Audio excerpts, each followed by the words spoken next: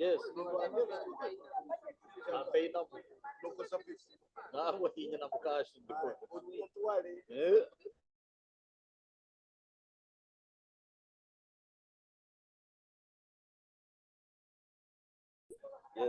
How is it in Fortress? It is okay. Bachanja kala.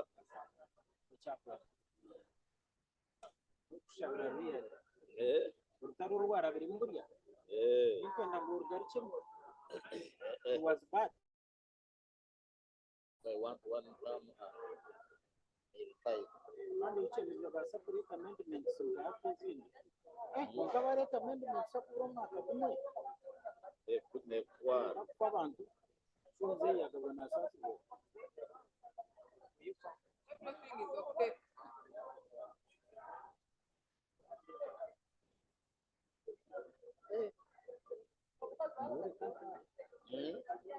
Wakagamba nako kasikika zona kutoroka noko. Kana stingere kare parenta nukparane. Iyo. Factory you have to be there day and night. Uwo mukwano Atunoja kukora. Cheta gakora ki? Nogenda kukora cyane. Nokuzira.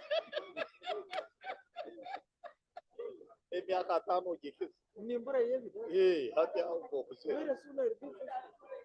Nkuzire nyoni za kumura. Nagabwa ni nkorro.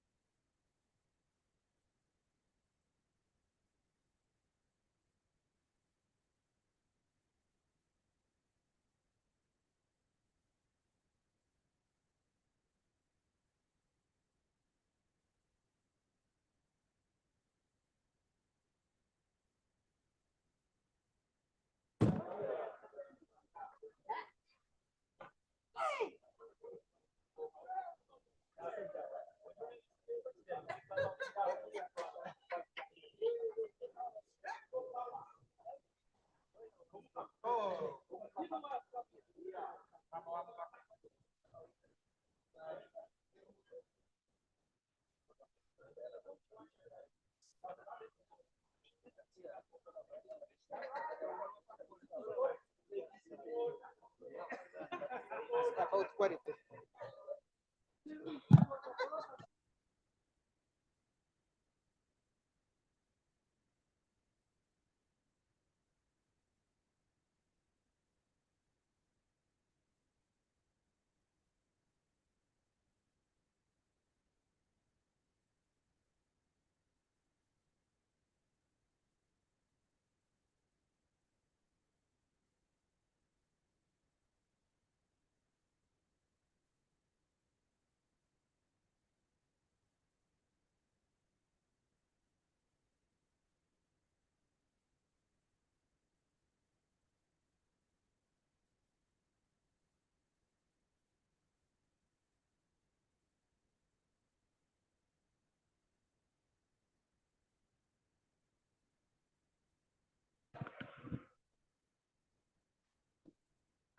Honorable members, Mr. Speaker.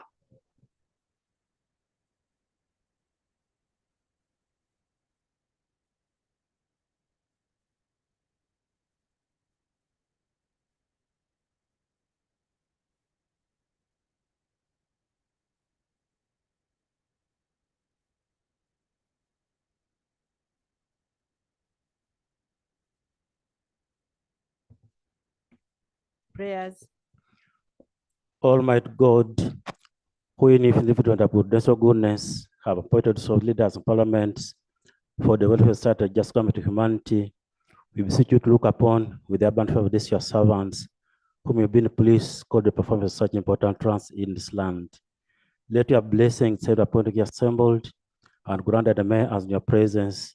Peter and consider matter that shall come at the deliberation is so just and so manner to promote your honor and glory and to advance the good of those whose interests you have committed their charge.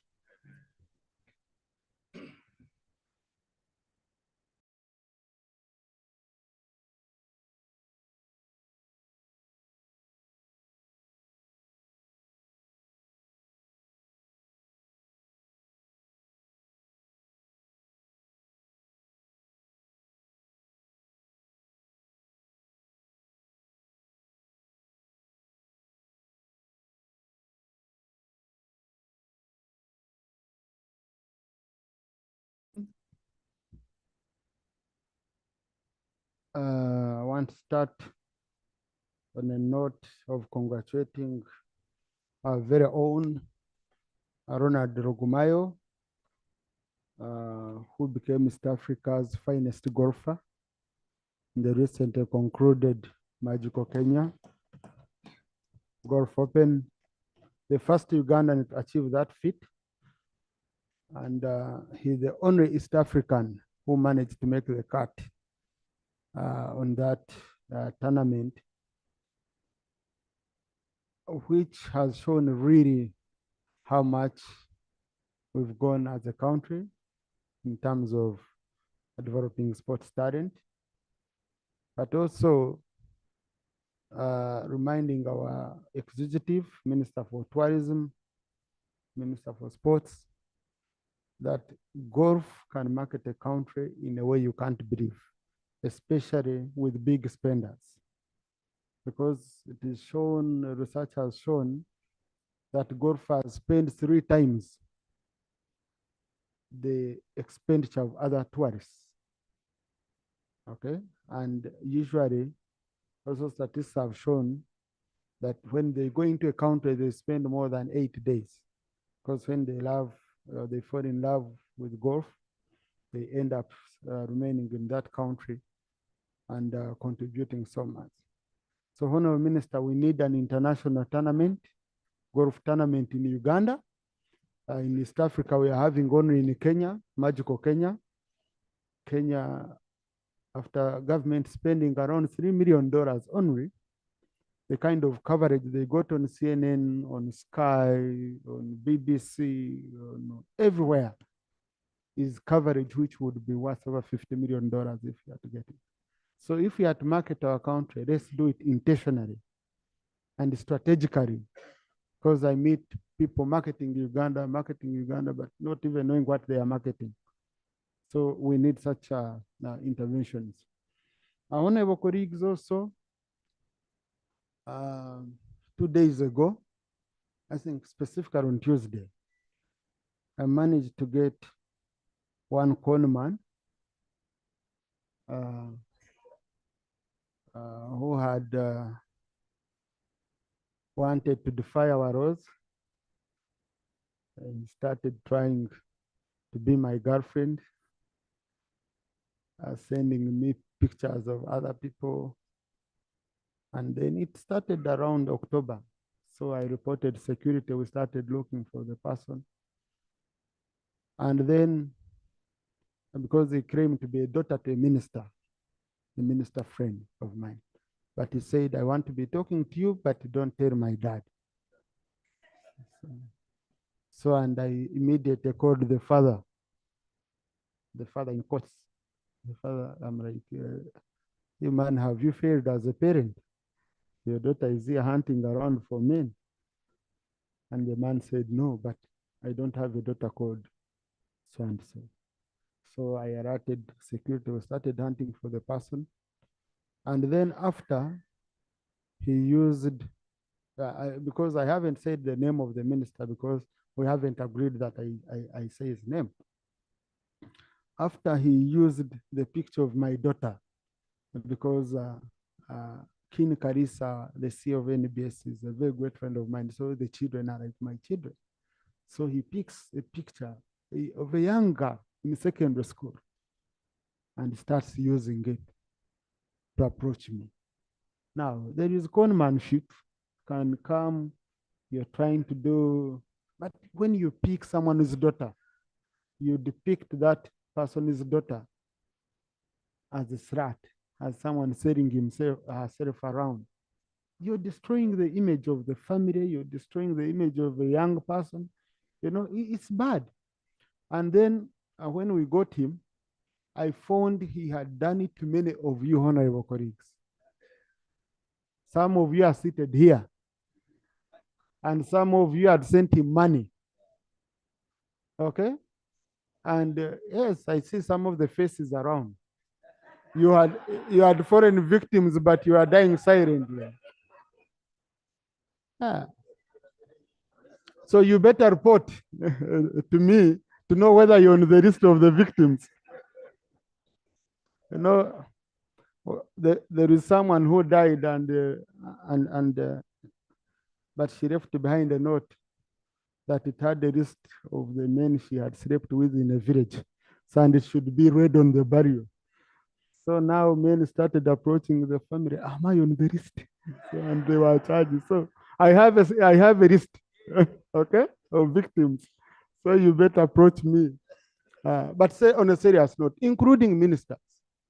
Yes, 3 ministers, including leaders of political parties. Some of them, they didn't respond, but the harassment went on. I had to even call up to come and witness, and the man confessed a lot, including musicians. But he told us, at least Lop was there, he told us that our numbers were put on Google. So anyone who wants your number, they just click and they access. So that's how we are being harassed right and center. You know, you look for a number of a member of Congress, mobile number, you can't get it. So we are being harassed, people using, the man said he had 4 lines, he uses 4 lines.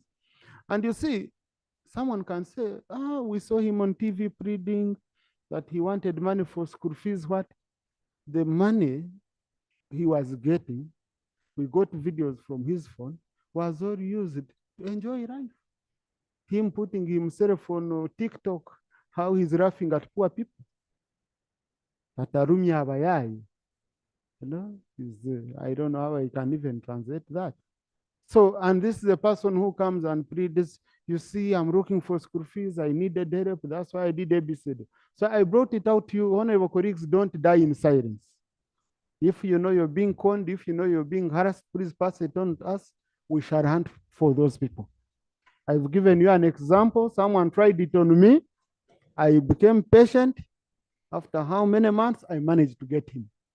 Okay, so colleagues, your numbers are out there. One of Minister for ICT, I don't know how we shall be helped really, because here you said all numbers should be registered so that you're able to trace, but people are using numbers, they steal people's money, you try to trace, they can't, the telecoms can't trace. So we need to know who owns these numbers being used in the communities, yet you cut off all numbers which are not registered. How come I report a case and you can't trace who the owner is and the number is active, you took my money, okay? So now this is not only about us, it's also about people outside there in the community who are being cheated. Many people are dying in silence. So I wanted to bring this to your attention, honorable colleagues, that in case any one of you needs help, please report to our CID department here at Parliament, and then we are going to see how best we can help you. Then for those who paid and died in silence, you better approach me because I have, I want to read the list here, okay? I want to read the list. Honorable, in the public gallery this afternoon, we have a delegation of teachers from Uganda municipality. They are represented by Honorable Binomugisha Jane Kabajungu and Honorable Rabrindo Tarasis Binshanga. They've come to observe proceedings of this house. Please join me in welcoming them. Can stand up for recognition. Thank you for coming. Thank you. We also have, they haven't given me a list. Oh, yes. We have a delegation of students and student leaders because there is a speaker, okay, and the student leader of Kampala International University from Makindye East Division, Kampala, led by their guild president. They are represented in parliament by Honorable Nyeko Derek and Honorable Shamim Marende. They've come to observe proceedings of this house. Please join me in welcoming them. Thank you. And I have in very good daughters of mine. So they are also up there. Yeah, and some of my people from Ruhinda North and Mitoma. Yeah. Thank you. Thank you. So whenever colleagues, matters of national importance will be handled as we do during PM's time, so that we can handle some issues in the agenda. In my communication, I will start with Seungu. I add the Honorable Choma. I add Honorable, yes. Mitoma should speak for me. Sometimes, you know, my woman MP, but Dr. Koboko, and then, and the victim here in Honorable Macho. Then I'll say, Honorable, I'll give you colleagues a chance. But let's use just like a few minutes, Mr. Speaker. Thank you, Mr. Speaker. Mr. Speaker, I want to thank you for the communication, and I also congratulate that Ugandan. But I pray that, Mr. Speaker, golf land in a number of districts, cities is being stolen. And golf is one of the major sources of income in Uganda. And Mr. Speaker, as a shadow minister, because of these competitions and the interest in the games, there's an area I should pay attention to. The Kabaka of Uganda, Sekabaka Mutesa II, offered the Ugandans piece of land to practice scouting at Kaz, worth 123 acres. And Mr. Speaker, as we talk now, this land has been stolen. And at an opportune time, Mr. Speaker will come to your office to give you all the details so that I bring a substantive petition to this parliament to save land where all Ugandan children were going to practice scouting. And the scouting and the girl guiding is one of the areas where we tune children into good discipline. But land is stolen in the connivance with the Ministry of Lands, in the connivance with the Education Ministry, and a number of stakeholders. But we cannot accept land which was leased by Uganda Kingdom to scout, Uganda Scout Association, but someone in Uganda Land Commission is giving out land, and the big shots, thieves in this country, the thieves of land, the perennial thieves are taking land away from our children who are practicing scouting and girl guiding in a land worth 123 acres. So as I conclude, Mr. Speaker, even golf land, you go to Mbale, number of districts, people are stealing most of this land to utilize it for construction. But golf needs land. Mr. Speaker, I thank you very much. Thank you. Now, honorable colleagues, the uniqueness of golf is that it greens the city. It's difficult to have any other green belt like the one over 150 acres we have down here at Chitanti. It's very, very difficult. So, Minister for Sports, this is one sport which we need to say of supporting. But on the issue of Scouts Run, I think my senior brother, Honorable Bahat, can have some information for us. Is the Scouts Run safe?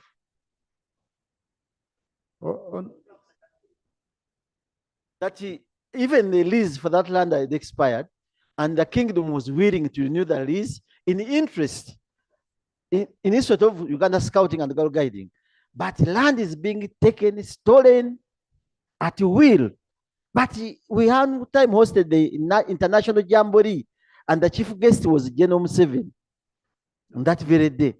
So how? And I'm a scout myself, Mr. Speaker, sir. Honorable Anifa, Only you if I can have take your information. switch on. Thank you, Right Honorable Speaker. As regards to that land of scouts in Kazi, at the moment, that land, the lease expired. So they are under renewal of the lease. That land was now taken back to Buganda Land Board at the moment. So actually, I'm also a lawyer of part of that land. So they are not taking it, but we are trying to ask them to formalize, yes. And no, please. No. No, Honorable Seungu, I'm the one who called Honorable Anifa. For you, you just So yeah. we are in negotiations of giving them part of the land and part of the land be taken back to the Kabaka of Buganda. Thank you. Honorable Bahati, do you have any further information on that? You usually help me on such issues.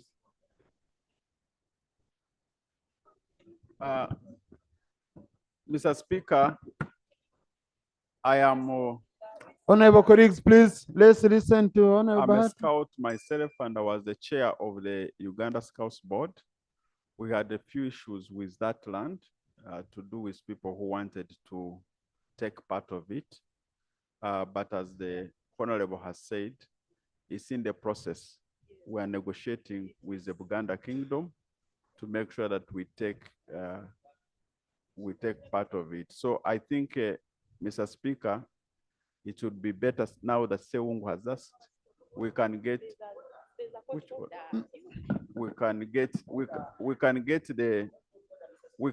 the proper facts and then inform the House properly in writing tomorrow. Rather on Tuesday, we can give you the Honorable right. colleagues, one British philosopher said, when you ask a question and there is no answer, okay, that is the answer. So when you say order and there is no response, that is the response. Honorable Bahati. And indeed, I mean, in his support that on Tuesday, we can get all the facts and inform the House with real facts about that land. Yeah, because not all what you hear is what is on the ground. Thank you. Honorable Chibadia, procedure. Thank you, Right Honorable Speaker. Right Honorable Speaker, I'm the chairman of Uganda Parliamentary Scouts Association. The issue of that land is more complicated. Right Honorable Speaker, I would request you as the patron to invite General Wamala. You have a talk. It's a very complicated story.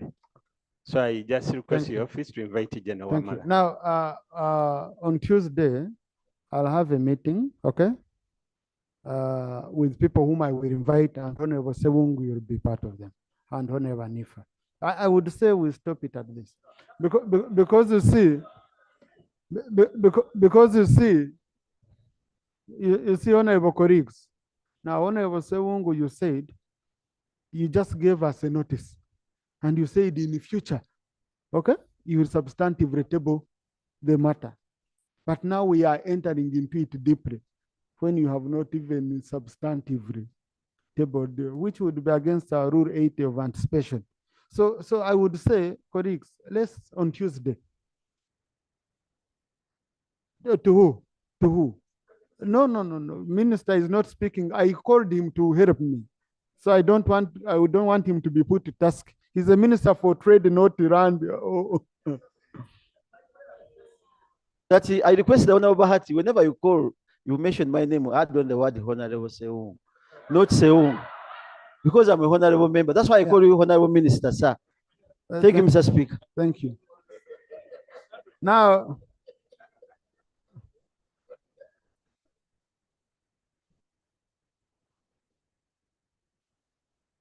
You know, when you have a friend, Mr. Speaker, I normally take him as a brother. That's why it is easy. But you are Honorable Seungu, Member of Parliament from Kalungu West District. Yes, and a shadow minister. and I said you also had on council. Please, thank you. The one of council, I'm not sure. Thank you.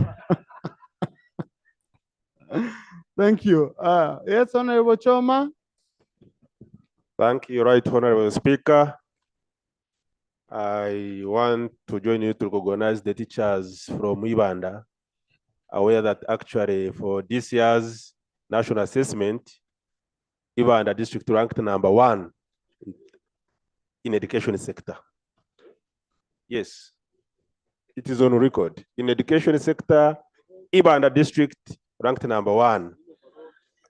For Honorable Byanyuma, overall, Isinjo was #1, but still, Uganda district was #2. Mr. Speaker, I want to join you to congratulate our own Ronald Rugumayo for having been the pride of not only Uganda, but also East Africa and Africa in the recent DP World Tour golf tournament in Kenya. And I like his courage. When he was asked whether he was intending to make a cut, he simply said it is not only a cut, but rather to be the best overall. And because of that, we are proud of him as the Uganda Golf Fraternity, and we congratulate him. I beg to submit. Thank you. Honorable colleagues, Mr. Ronald Rugumayo is from Fort Portal Golf Club. So the Honorable Alex Ruhunda. Thank you, Right Honorable Speaker.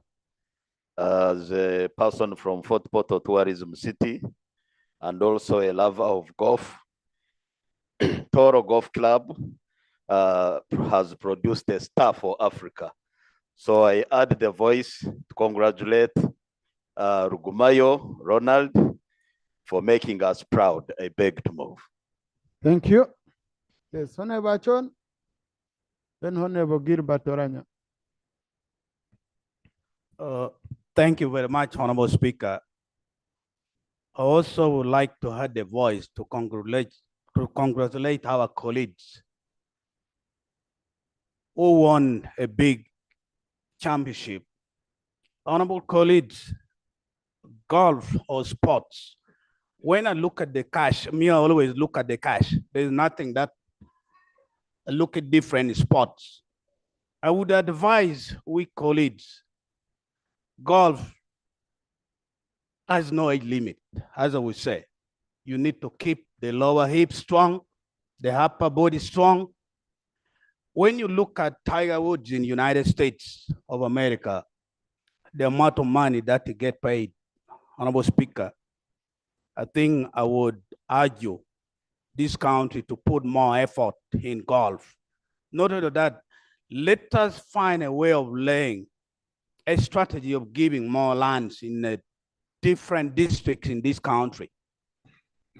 When you look at the amount of land which we need for golf, there's a lot of acres, Honorable Speakers. This is one of the things which we are not looking into reserving additional lands in the district to make sure the future sports golfer or in any sports, even in athletics, we still need what we call a cross country. Cross country is run at the golf course, which we need such a thing to reserve the land for this country, Honorable Speaker. And I want to thank our colleague. And I don't know how much our country would offer this man, because I know when I set the record, the country, United States, offer me a good amount of money and it said to me forever. I think I would call upon this country to offer him something. Thank you. Thank you. Thank you. Yes, we are working on something, Honorable. Honorable Lanya. Thank you, Honorable Speaker. Honorable Speaker, I would like to congratulate my fellow golfer for making it to the cream. Honorable Speaker, golf is one of the best games we have on earth. One, it makes you physically fit because you move such a distance.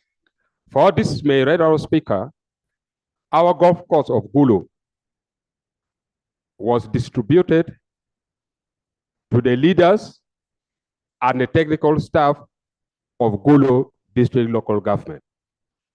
Honorable Speaker, we have other leaders who are in this house are the one who benefited from the land from Gulu Golf Course. And right now, we have nowhere to train from. If we want to train, we normally travel up to Lira. Gulu does not have a golf course.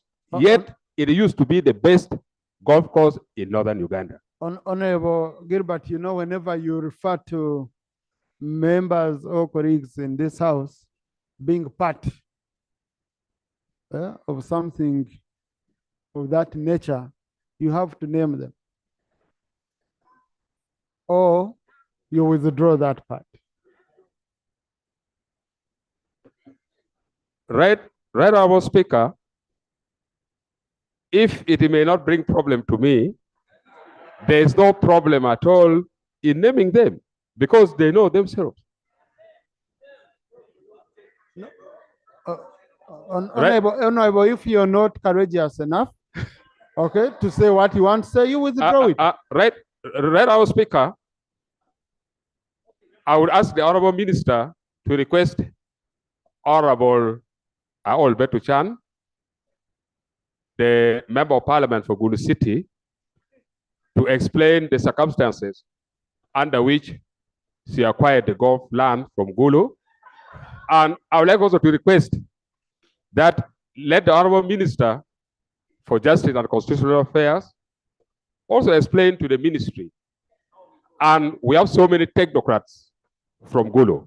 Right, Honorable Speaker, golf is very important. I pray that the Honorable Minister should really acquire other hectares of land for our golf course of Gulu, because the one of Gulu was distributed to our technocrats and the leaders. I beg to request Honorable Speaker. Let me get information from Honorable Mapinduzi, then I allow Honorable Betty Award, who has been mentioned. Thank you very much, Right Honorable Speaker. Right Honorable Speaker, you are aware that I was chairman of Gulu District Local Government for 10 years. When I joined that council, Right Honorable Chairman, I found, Right Honorable Speaker, I found that the previous council, and actually the sixth council, had taken a decision to dispose of certain lands in the district. I am told it was a formal decision of the district council that time. And members of the public came to acquire those land. Right Honorable Speaker, we tried as a council to find out whether the district would get back, but it was extremely difficult because it was a formal decision by council and the people who ended up acquiring followed procedures. So the decision we took as a council was to look for alternative land so we can have a golf course land for the district. And it would be very unfair, Right Honorable Speaker, just to accuse an individual leader when a district council took a decision. Gulu district, under my leadership, did not, actually we had a big problem with the past council, but you know, Right Honorable Speaker, when a council takes a decision, you cannot blame an individual.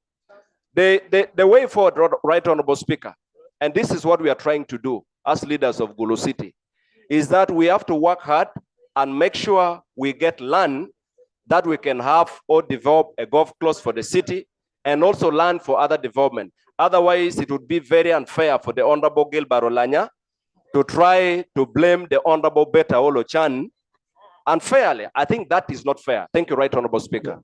Thank you, Honorable Mapinduzi. Good thing Honorable Betty Awol is here. Thank you, Right Honorable Speaker. I would like to explain this. I was given land when I was yet even a teacher in forest land near Northview. For those people who went to Gulu, they know where Northview Hotel is situated. Then I think Forest Department somehow continue to discuss and they say, no, we are not giving this forest land to a very simple person like that. Because I questioned them that you gave to Northview, the proprietor of Northview land. Then why not a teacher like me? Then they said I was too small. That person who was given land, actually that person who was given that forest land is even my uncle. They say they discussed it in Parliament that time. They discussed it. So they removed my land from forest and gave me that as an alternative without me knowing whether it was forest or whether it was golf, but it was very bushy. Way back in 1990 was when that land, that home people go to where I am. I was given that land. I also almost said no to it. But my late husband said, let's take it like that. So we took it. I didn't know. So nobody should accuse me. Honorable Olanya, stop to that. Thank you. Thank you. Now,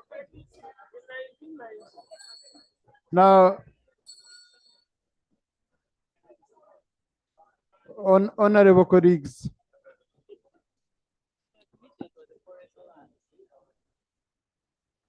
I think where you are going, you're about to go in the forest.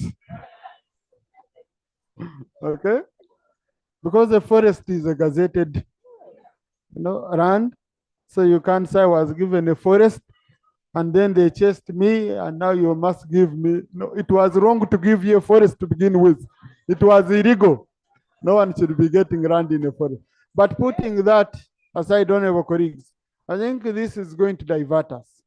Okay? These are issues which Guru district should handle, Guru city should handle.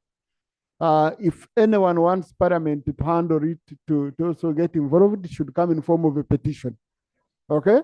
But otherwise, any member who has been mentioned, they have room under Rule 55. If they want to make any clarification, they are allowed to come and make a statement of personal explanation on the matter. But that's voluntary. Okay?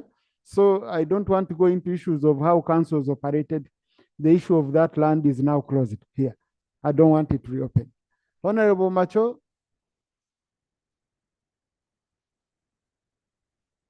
Mr. Speaker, I want to appreciate your voice concerning fraudsters in this country.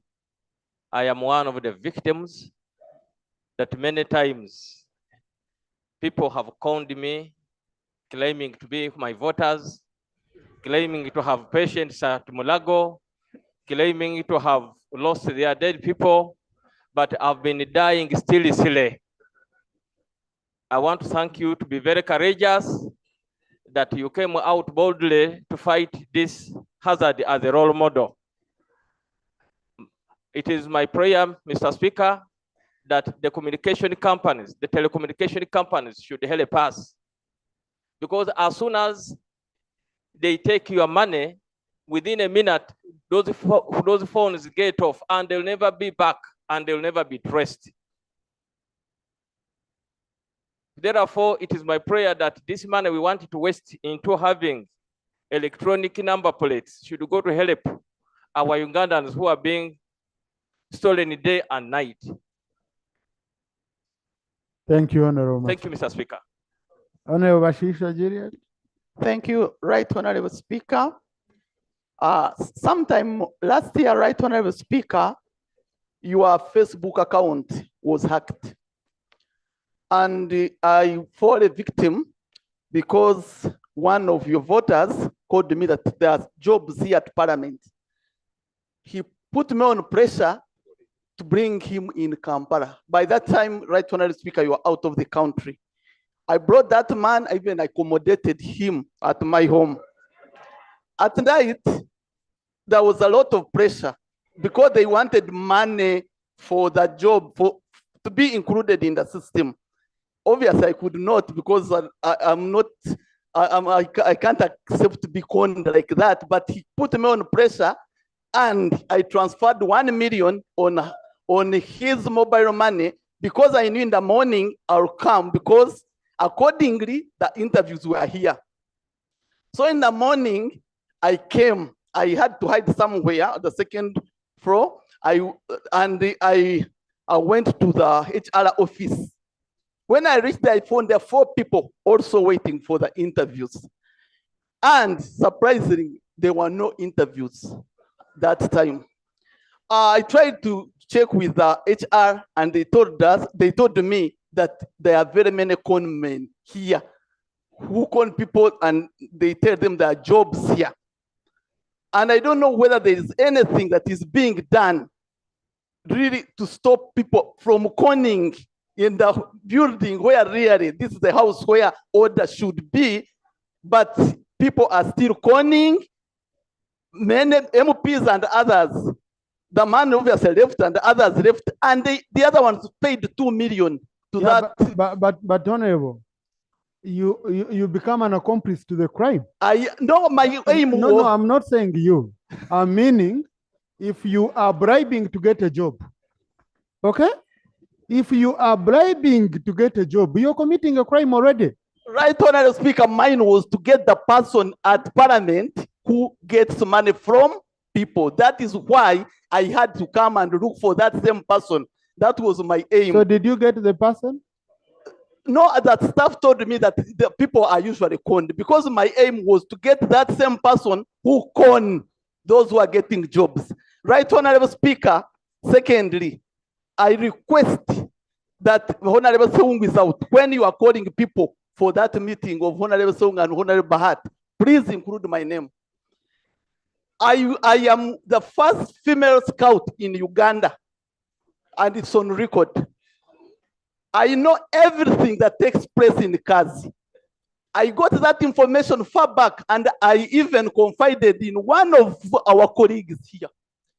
So I saw that he was going to help by that time. The man didn't help me.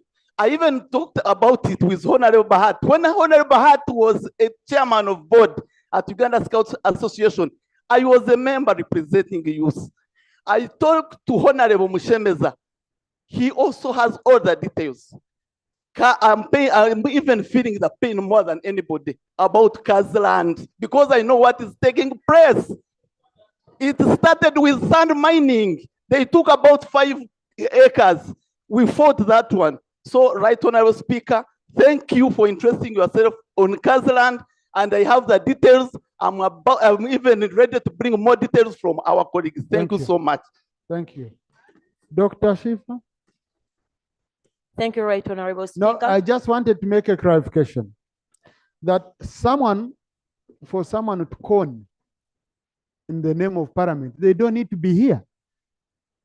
Okay? They don't need to be at Parliament. They can be anywhere. When you send mobile money, he doesn't need to receive it when he's here. The person who was trying to con me, saying he's around here at Makerere, was in Masindi. From Masindi, he moved to Mwea. He spent some days in Mwea after conning someone who paid the hotel for him. Okay? And so people are enjoying life out there, man.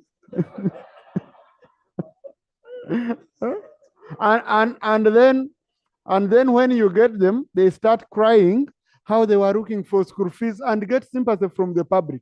But the day they use your daughter to go and extort people, that's when you will feel it, how bad it is. Doctor. Thank you, Right Honorable Speaker. Right Honorable Speaker, I want to appreciate you for raising the point of conmen, because many of your members here have fallen victims, me inclusive. Immediately I won elections. An account was created using my names on social media, and they have been extorting money from my voters and even people that know me. And it does not just stop from funds, it also goes up to social media. So we are paying money back to voters because I cannot let my voter be conned and they call me and I don't repay back. So I've been repaying back money that I did not get from voters. So however much we are talking about funds, I will also like when they go to the CID, they should help us via social media, because we are paying loans or money that we did not use. So I want to appreciate you so much for raising this point. Honorable colleagues, you can see Honorable Bay. Thank you very much, Right Honorable Speaker. I would like to note the concern on issues of investigations on these matters. Right Honorable Speaker, many people get conned. Those who are of a higher status, let it go, and they don't report. Sometimes they're blackmailed. Someone noted about being conned by the voters. Those things happen. Someone will call you and say, I've lost a child, and please send money so that we can go and bury. But when you investigate and you realize someone has not died in the actual sense. But my concern is the local man down there, after being conned, is even aware about the person who conned him or her. But when the cases are reported to police, the investigations will take forever and no action will take place. So I really want to appeal to the police, especially the investigative department. Some of these crimes can be traced when it is reported immediately. But when you go ahead to again ask for facilitation from someone who has come to report a case, then we cannot fight this. So we need communication and clear mode of operation between the investigative department of police and the telecommunication departments. Then we can be able to help our people. Thank you. Honorable colleagues, most of this conning is done using mobile money. They use mobile money. Whose numbers are they using? That's a very, very important issue we should be tackling. Opposition Chief Whip. Thank you, Mr. Speaker. Mr. Speaker, I would like to join you to congratulate Ronald Rugumayo for the sterling performance that he has made. Mr. Speaker, I used to overlook and despise golf until I met the Honorable Kateshumba. Incidentally, is not here. Oh, I'm reliably informed is your colleague in that game. He schooled me on the benefits of that game, but he has not answered one question which I raised. Why I've been very skeptical in liking that golf. Golf is discriminatory. Mr. Speaker, sir, it is very discriminatory in nature. It is a game for the rich. Just because it is so expensive, first of all, to pay membership fees for green. There is also green fees. There are about 7 fees. Let me employ the word fees for lack of approval for fees, Mr. Speaker. But also most expensive is the gadgets, those equipments. You cannot find any, however cheap, below 13 million. So countries like Ethiopia, I took trouble to do a bit of research. Ethiopia incidentally had also left out that spot. And the whole country, huge though it is, has only 2 golf courses. But of recent, and it is because they had realized that it would discriminate against others. Moreover, any sport must be, one, must have no age limit, must allow all, irrespective of age or status or affluence. But after taking a study, this is what they are coming up with, which I would request, since you are very passionate and an ardent promoter of the same, to consider coming up with the golf unions. There is a union which is taking care of the juniors. They are talking over girls and boys whom they would want to empower so that they are also part and a parcel of golf sport, Mr. Speaker, sir. Thank you. Now, Honorable Nambesha, you will not be an activist on everything. You know, number one, we have Uganda Golf Union, and they are taking care of young people from all backgrounds. Ronald Rugumayo is one person from a very humble background. Very, very humble background. Ronald Rugumayo is not rich. The best golfers in Uganda are not rich. They were copied. He's from a very humble background. Okay? Honorable Sarah Opendi's dad used to be the best golfer. The daughter revolted, refused to follow. You know, she keeps saying she will be coming, she will be coming. So we have a champion in waiting here. She went for tug of war, you know.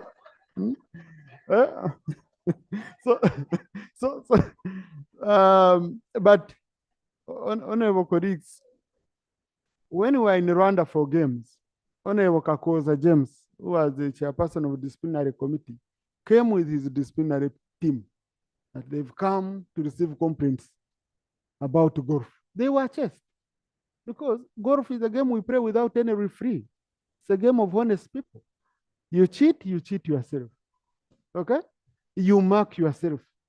You submit the results yourself. It's up to you.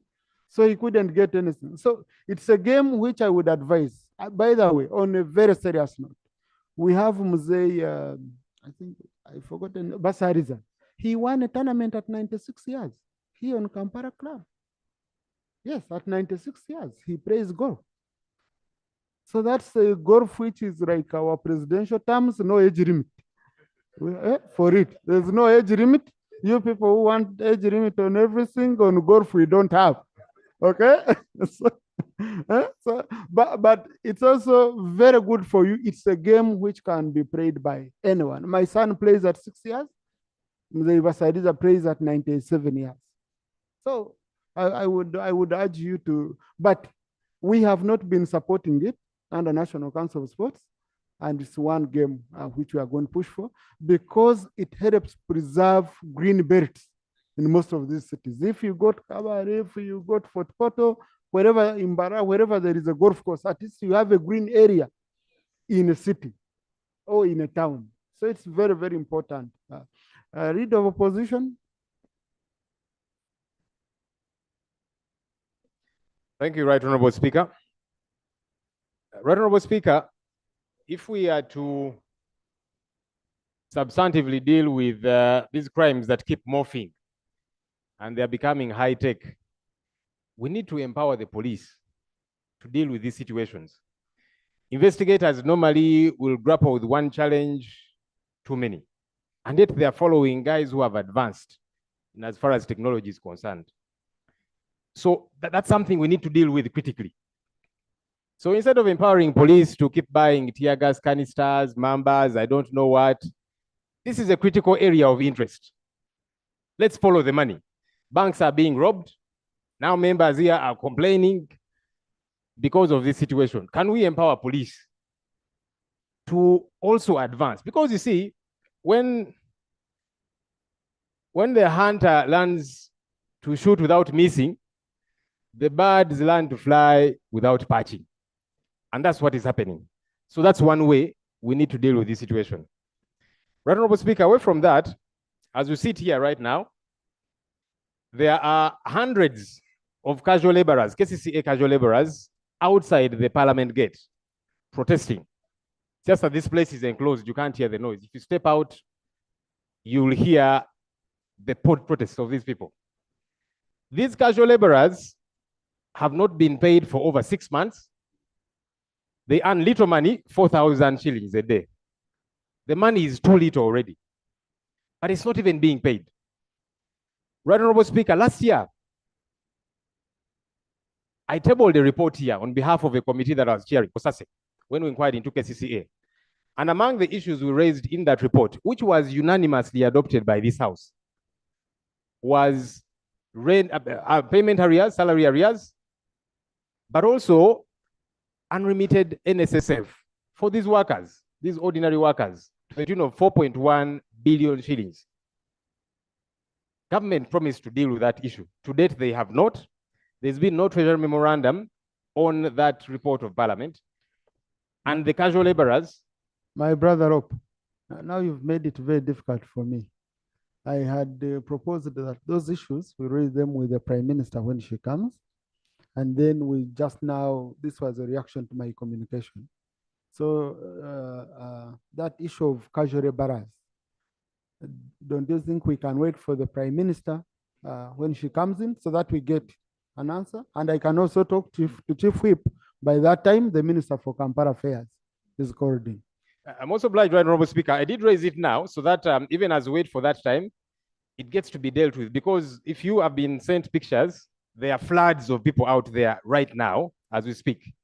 It's something that we need to deal with urgently, in my view. And that's why I'm raising it now, so that government can give an update. But also, I want to request your indulgence, right, Honorable Speaker, for government representatives to go and talk to those people, to give them some kind of response, because they are out there. And I want to appreciate police. So far, I've not seen police beating them up. They're just, on guard as the people are raising their placards and so on. I hope it continues that way, but they need to get some kind of response. These are mothers. These are people taking care of families. They've not taken their children back to school because their little money has not been paid to them. So it's an urgent issue, right, Honorable Speaker. Those people need to be attended to. Thank you. Thank you. Can I request the right Honorable Prime Minister, you can move out and you consult on this issue, okay, on how best you can handle. Maybe talk to the Minister for Cases here, come and talk to these people, or even yourself, you take the initiative, depending on how you find the situation. If you think that's prudent, right, Honorable Prime Minister. Right, Honorable Speaker, I thank Honorable Leader of Opposition for raising this issue. We are going to handle. I'm going to handle with the Minister of. Thank you. Please, no, please, colleagues, please. I've guided her and she has agreed with my guidance. Okay? Yeah. And right, Honorable Speaker, I will inform you within this week. Thank you. No, what we are saying, the people are demonstrating outside. So what I was requesting you was, you link up with the Minister for KCC. Okay. She's going to do as I've guided, okay?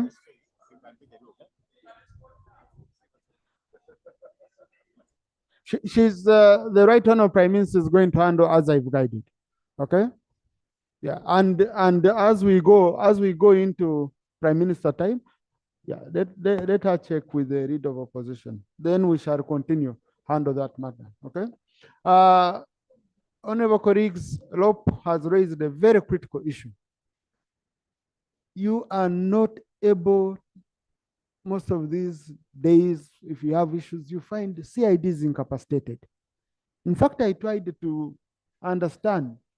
I'm told the money we send, because CID even has no vote of its own. Immigration has a vote, what has a vote, but CID, which is very critical, will just depend on subvention from the ministry. I think Committee on Budget and the Committee for Internal Affairs look into this issue. CID should be protected by all means so that they are able to do their work. Once we send money, it goes straight to CID on their vote and they are able to operate. Otherwise, we all need CID, all of us. And they are given, they are given assignments, and I know there are many votes under Internal Affairs, but CID specifically has no vote. Okay? And the one way of protecting money, it, colleagues, how we've managed to save most of the institutions is them having their own vote. I want a Minister for ICT.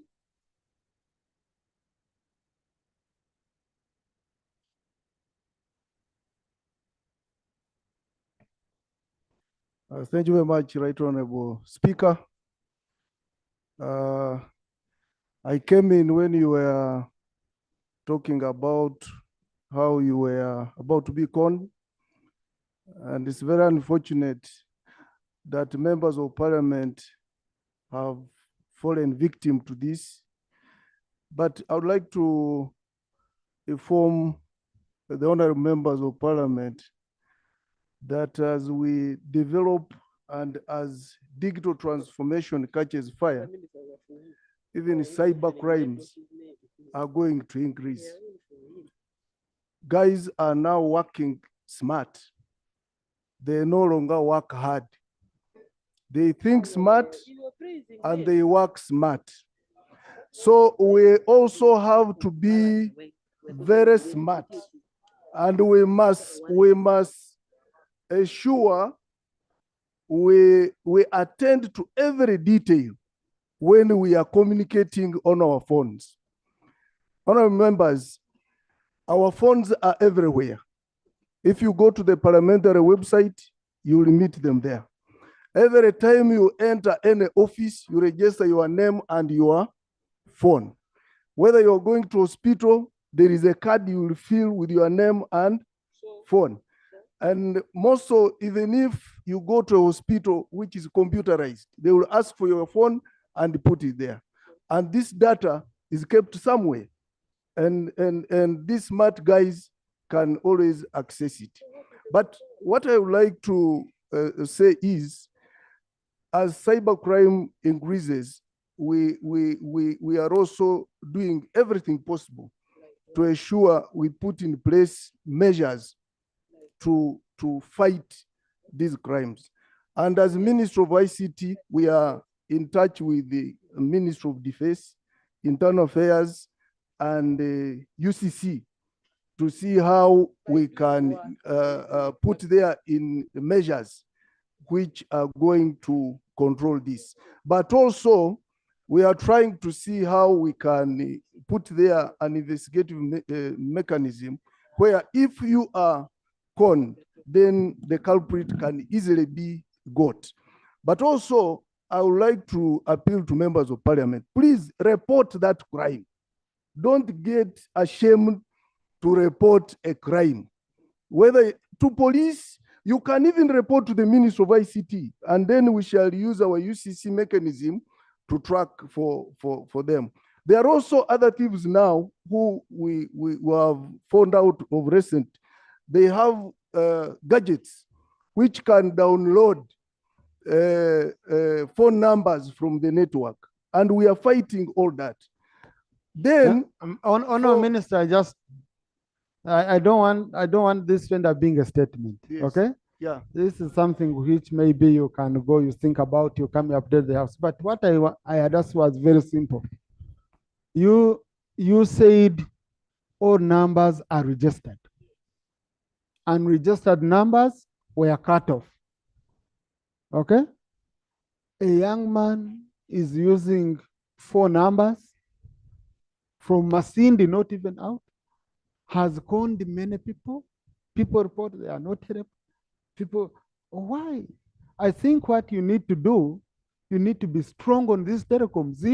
If someone is conned, okay? If someone is conned, money is sent via telecom, someone successfully withdraws the money, when I've even reported, then the telecom should refund the victim. I think we might need, I'm just thinking aloud, we need to be harder. Because you see, here you're saying, I'm sorry, MPs, you are conned. No, there are people down there. Honorable Bell said something, she said, there are those who are conned and again blackmailed. Blackmailed. So, Honorable Minister, let us stop it at this. I will assign this to the Committee on ICT to engage with you, okay? And you show us what you're doing about it. Next item, honorable colleagues, sorry. Let me first allow the Minister for Tourism. You wanted to say something?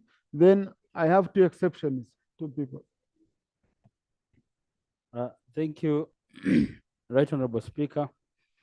And I also want to congratulate Rugumayo for having represented Uganda well. It's good is from my area in the Kabarole region. But what you said is important, Right Honorable Speaker. And golf is a big game in Uganda. We have around 18 golf courses so far, with Entebbe one of the oldest in East Africa. So the game started here even before going to Kenya and the rest of the countries. Right Honorable, it's a discussion we are having with the Ministry of Sports. And you said it rightly. If you look at how much money Kenya spent in bidding for that event. The fairly $3 million. But if you look at the advertisement advantage created over just the period there, the tournament train valuation is in the neighborhood of $20 million. So we see the importance of sports. We're engaging with our colleagues to see how we harness this more. But just to speak to what Honorable Nambeshe said, and the reason why we're also targeting golf like the Kenyans, because it's a game of the people that have deep pockets. If it was for people who didn't, would have no much interest. So I pray it stays like that so we can benefit more. Thank you, Honorable.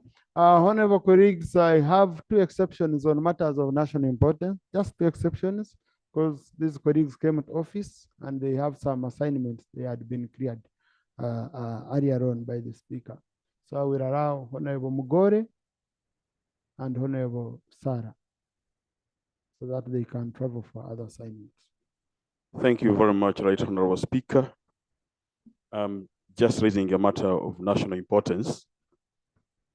And this was due to the social media trending matter from one of the parishes in my constituency. But the matter of national importance is for the lack of a universal primary school in Butoloi, and that is Kakutu sub-county. Whereas this came as a social media matter, but the fact is that there is a small community school located in Butoloi village, Kakutu parish, in Kibuku district. And this community school has over 375 pupils. Unfortunately, the construction of the school stalled due to lack of money from the community to sustain the construction. The school is now in a deplorable condition without any infrastructure for people to use. As a result, the district leadership recently closed the school, leaving the people stranded at home. Right Honorable Speaker, there is no any other alternative for the peoples in this parish, because currently they have to move 8 kilometers to access the nearest school. Right Honorable Speaker, currently the government of Uganda through the Ministry of Education and Sports is implementing a policy of 1 primary school per parish and 1 secondary school per sub-county. It is worth noting that despite this said policy, there is no such school in this parish, despite the surging number. Right Honorable Speaker, the community decided to collect available resources and construct its own school, and has since identified a piece of land granted by the Church of Uganda sufficient to accommodate it. But the community lacks the resources to effectively put up the school and ended up approaching me. I've provided them with some iron sheets.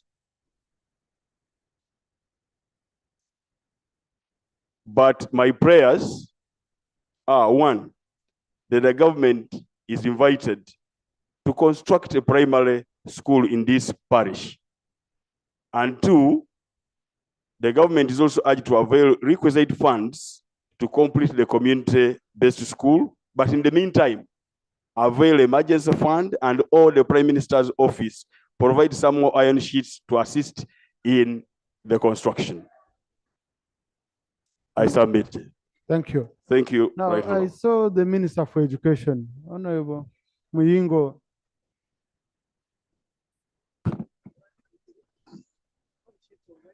Right, Honorable Prime Minister, you've heard the plight of the school. I think it's very important, right, Honorable Prime Minister, you meet the MPs from the area, okay?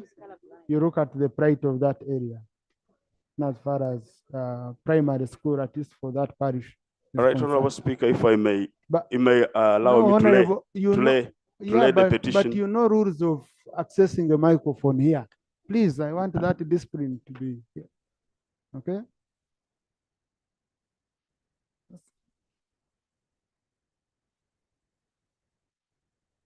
So what document are you reading? No, that's not how they bring petitions. Yeah. Okay. I thought you have a document not authored by you, okay? But again, we have petitions that are provided for under our rules on it. So don't mind the link up with you. Honorable Sarah.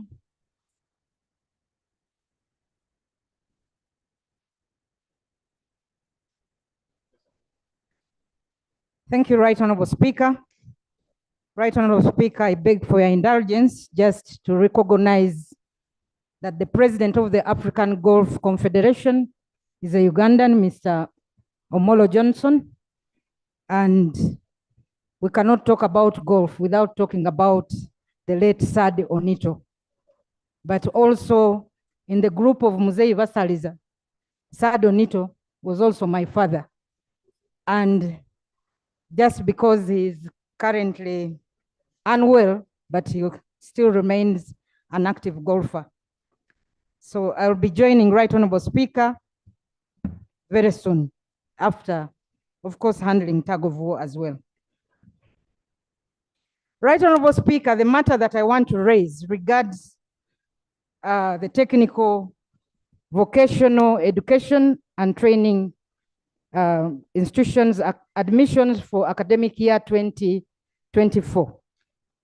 The Ministry of Education and Sports, in a letter dated 3rd November 2023, issued more or less an advert to those who want to join vocational and technical education and gave a deadline of 9th February 2024. We know that those who enroll for technical education are normally senior 4 leavers, while for the vocational, it may be P7 or any other dropout above that.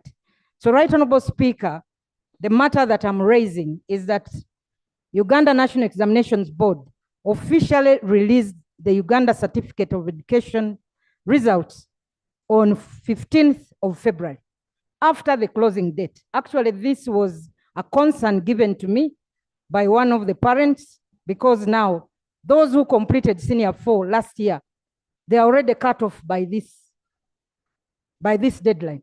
So they have either to enroll as private students, and you know the cost of technical education in this country. So, Right Honorable Speaker, I want to bring this to the attention of the minister and this house, that the ministry needs to find a way of accommodating those whose results were released after this deadline. But also, secondly, Right Honorable Speaker, the results for technical drawing in this country. Results were released, and after being released, most of the students had not performed well. The schools, the teachers complained, and to our surprise, after a review, UNEB now released a new set of results showing majority passed with distinction.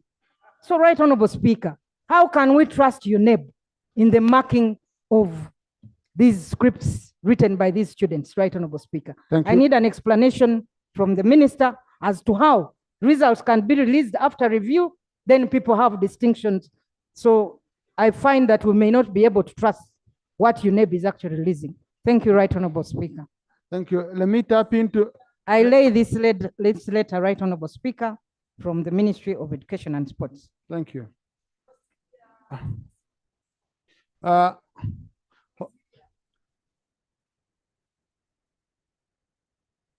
Honorable colleagues, I told you earlier on, if you came early, but when you raise something to me and I keep silent, then silence is the answer.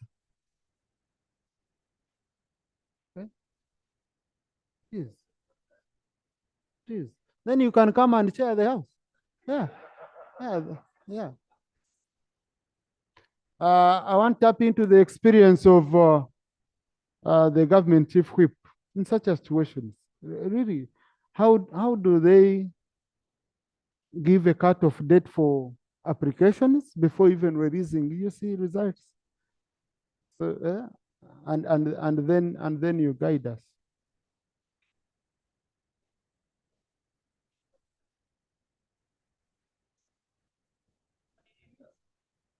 Right Honorable Speaker, I know that at the Ministry of Education and Sports, as a former Minister of State,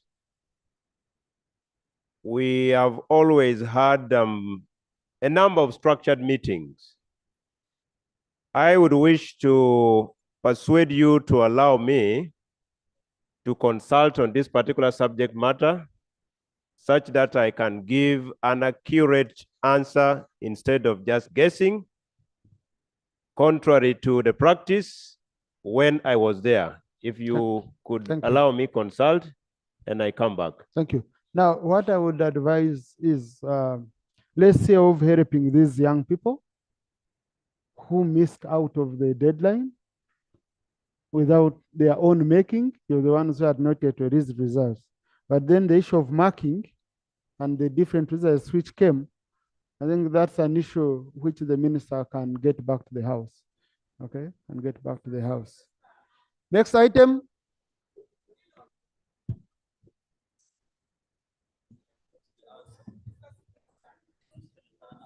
Item number 3, motion for adoption of the report of the Committee on Information, Communication and Technology and national guidance on issues of national importance raised by Honorable Mushemeja Elijah against telecommunication operations. Chair ICT.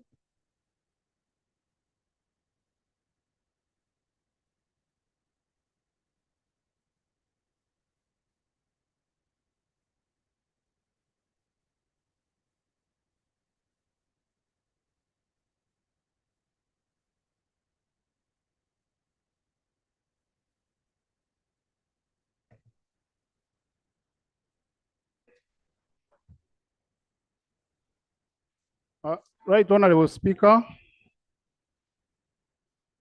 and honorable members, I'm here delegated by the Committee on ICT and National Guidance to present a report on the Committee on ICT and National Guidance on issues of national importance that were raised by Honorable Professor Mushemeja Elijah Dickens against telecommunications operations. And right Honorable Speaker and members, before I proceed, I want to lay on table a copy of the report and minutes of the meetings that were conducted as we process this business. Right Honorable Speaker and honorable members, the Honorable Professor Mushemeja Elijah Dickens, on the 15th of July 2023, raised the matter of national importance, seeking for an inquiry into complaints by consumers against telecommunication companies regarding expiry of internet data bundles, the coloring back tones, payments to artists, and beneficiaries from mobile money accounts of the deceased persons. The matter was referred by the Right Honorable Speaker in exercise of his general authority to the Committee on Information, Communication, Technology, and National Guidance for investigation. The terms of reference, Right Honorable members, one was to appreciate the mandate of the UCC in regulation of telecommunication services. Two was to examine the process of expiry of data bundles. Three was to analyze the process of CRBT payments to artists. Four, to examine the process of handling beneficiaries from mobile money accounts of deceased persons. And five, to identify any other issue incidental to the investigation.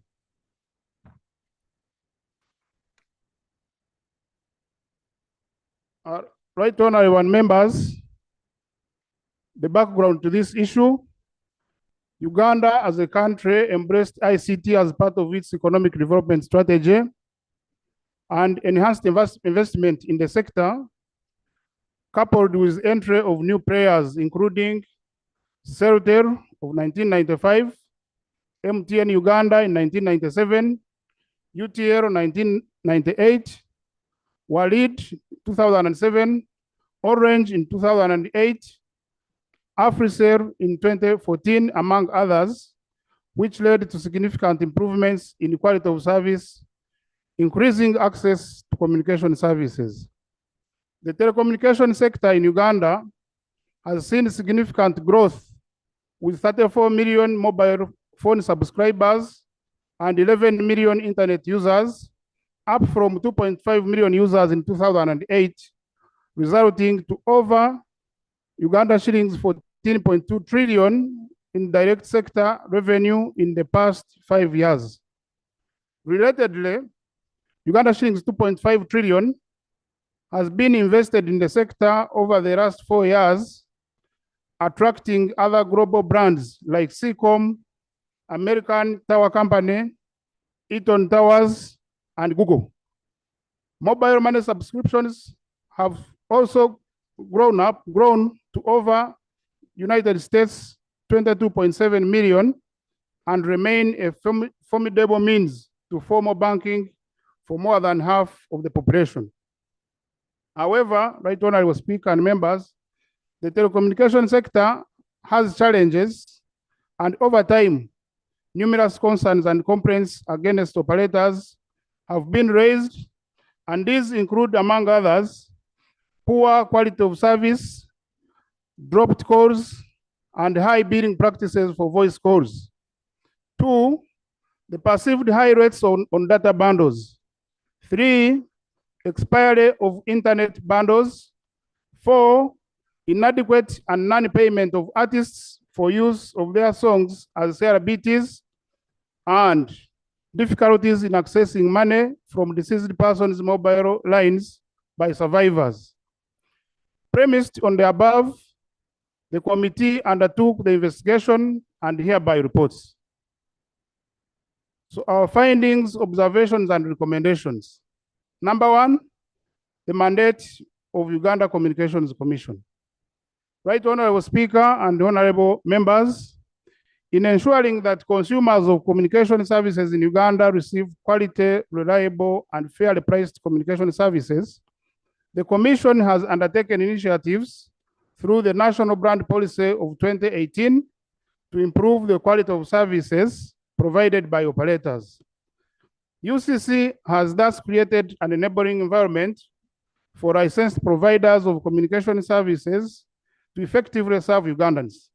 However, the committee observes that the National Brand Policy 2018 has been selectively implemented as strategies highlighted in the policy, including number portability and in-country roaming, have not been implemented.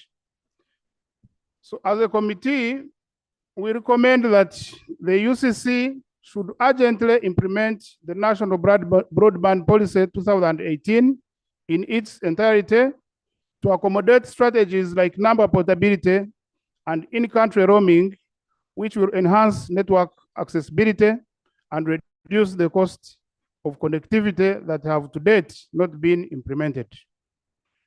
The second matter is on expiry of data bundles. Right Honorable Speaker and honorable members, the complaint as stated by Honorable Mshemeza was that data bundles expire before they are fully utilized by consumers, which is a violation of their right to access information.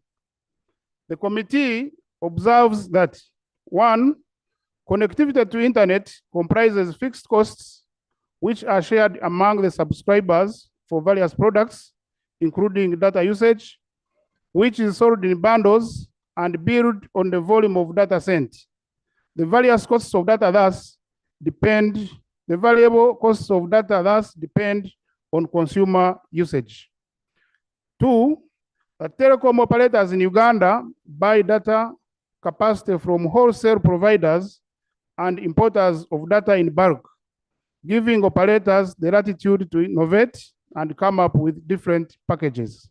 3, that over time, the cost of telecommunication bundles has reduced, with UCC promoting local peering of internet service providers and the use of internet exchange points as a technique to achieve this reduction.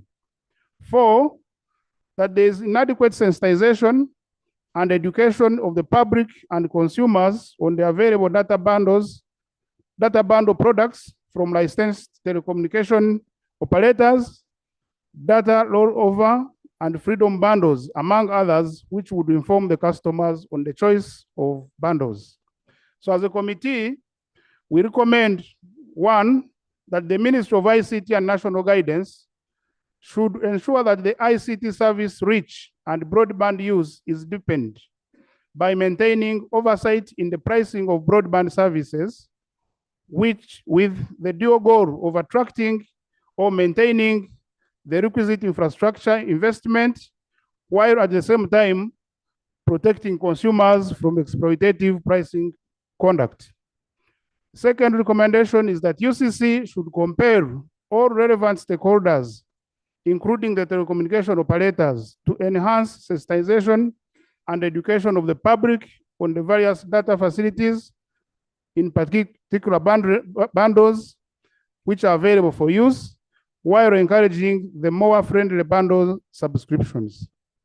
3, UCC should enhance engagements with the telecommunication operators to develop and provide a broader range of facilities, that is bundles in this case, that will encourage customers to access internet services and core subscriptions.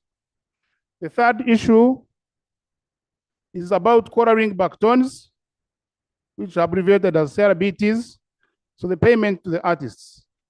Right Honorable Speaker and members, the new trends in music distribution have eroded the traditional revenue streams, such as the sale of physical media like compact discs, as most musicians typically earn from live performances, coupled with the growing source of new revenue streams from the digitization, including from CRBTs and online music streams, which is becoming more viable even as mobile phone penetration in Uganda gets better. A CRBT is an audible indication heard by the calling party while waiting for their call to be answered by the called destination. And it can be a song, a voice, poem, comedy, or any other piece of audio work that is present by a telecom. Telecoms offer to their customers CRBTs in Uganda at a monthly subscription fee of Uganda shillings 700 for MTN Uganda and Uganda shillings 1,200 for Airtel. The committee observes that, 1, following the revenue sharing breakdown, artists are receiving very little, and the details are in the main report, Right Honorable Speaker and members. And their share of revenue payment is also not in a timely manner. Besides, there are no real-time revenue splits for the different rights. That is, the performing and mechanical rights to favor all song owners, including songwriters, publishers, performer, and audio producer. 2, that the practice is that artists whose songs are converted into CRBTs do not directly deal with the telecom companies, but with aggregators with whom they enter contracts, which present certain challenges. Number 3, some of the artists sold and lost rights to their music to third parties, like producers and music promoters, which has caused the artists to earn peanuts from the sale of their music, and thus opting for live music shows and concerts where they directly earn from. 4, the registration of copyright by URSB under Regulation 3 of the Copyright and Neighboring Rights Regulation 2010 is quite expensive, as each song costs close 500 Uganda shillings for registration, gazette, and incidental costs. And this has led to manipulation and exploitation of artists by third parties. 5, whereas pursuing telecommunication companies and aggregators for abuse of copyrights is a remedy under Section 46 and 47 of the Copyright and Neighboring Rights Act 2006.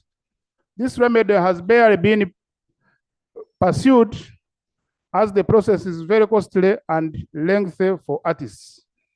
This is further complicated by the nature of some of the contracts that these artists enter into, which are unfavorable.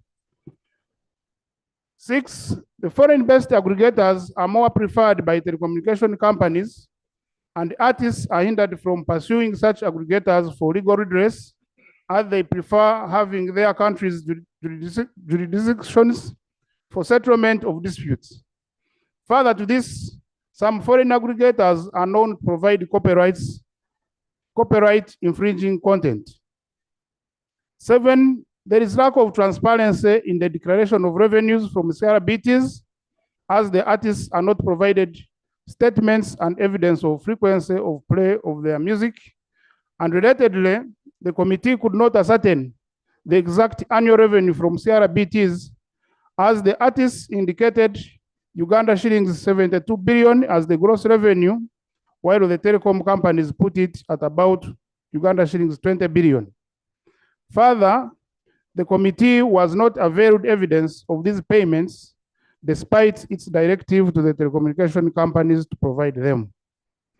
8 is that the percentages of sharing of revenue from CRBTs are based on row of contracts and not backed by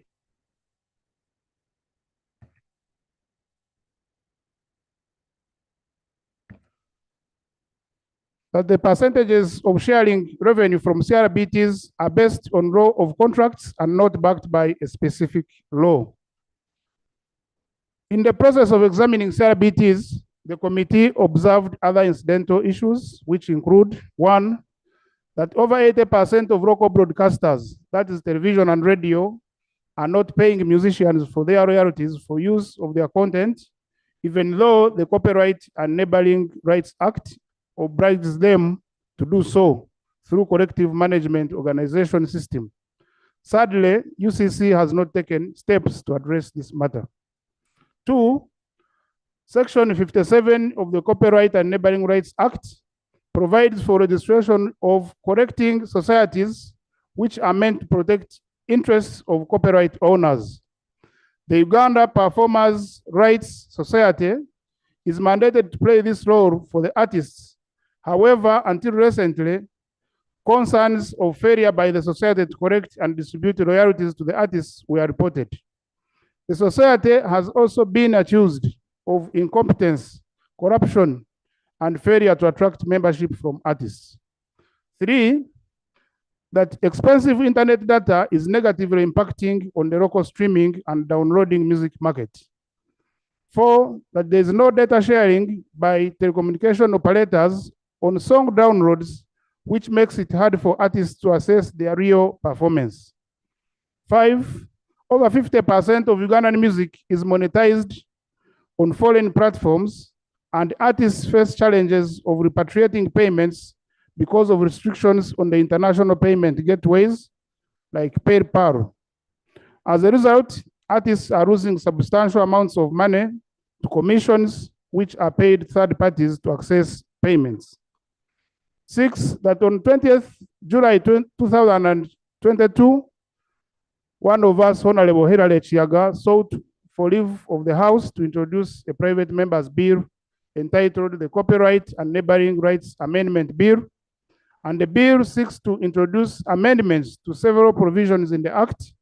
It was, however, resolved by Honorable Chiaga and the government that they work together to come up with a holistic amendment to the Act. And according to the Honorable Attorney General's submission to Parliament, dated 18th October 2023, consultations on the bill are still ongoing. So as a committee, we recommend that 1, the Copyright and Neighboring Rights Amendment Bill should be fast-tracked and presented to Parliament for consideration in 2 rows within at least 6 months from the date of resolution of Parliament. 2, that the Ministry of ICT and National Guidance should prevail over telecoms to create a CRBT monitoring system for purposes of transparency and accountability to the artists and the sector. 3, that the Ministry of Finance, Planning and Economic Development and Bank of Uganda should revisit regulations of payments by permitting registration and use of locally based payment avenues, including mobile money, as opposed to only international gateways like PayPal. 4, that UCC should compel the telecommunication companies to deal directly with artists and not through middlemen, commonly known as aggregators. This will increase the revenue to the artists. 5 is that the UCC should cause audit of the CRBT platforms of copyright infringing content, order takedowns, and effect compensation of affected rights holders, as well as ask telecoms to account for non-remunerated downloads. 6, government should cut data costs for private citizens, just like it was done for government entities. For government entities, it was cut from $700 to $35 per megabyte per month. So government should do this using the National Information Technology Authority, the national backbone infrastructure. This will accelerate digital transformation to support economic recovery and create unlimited opportunities.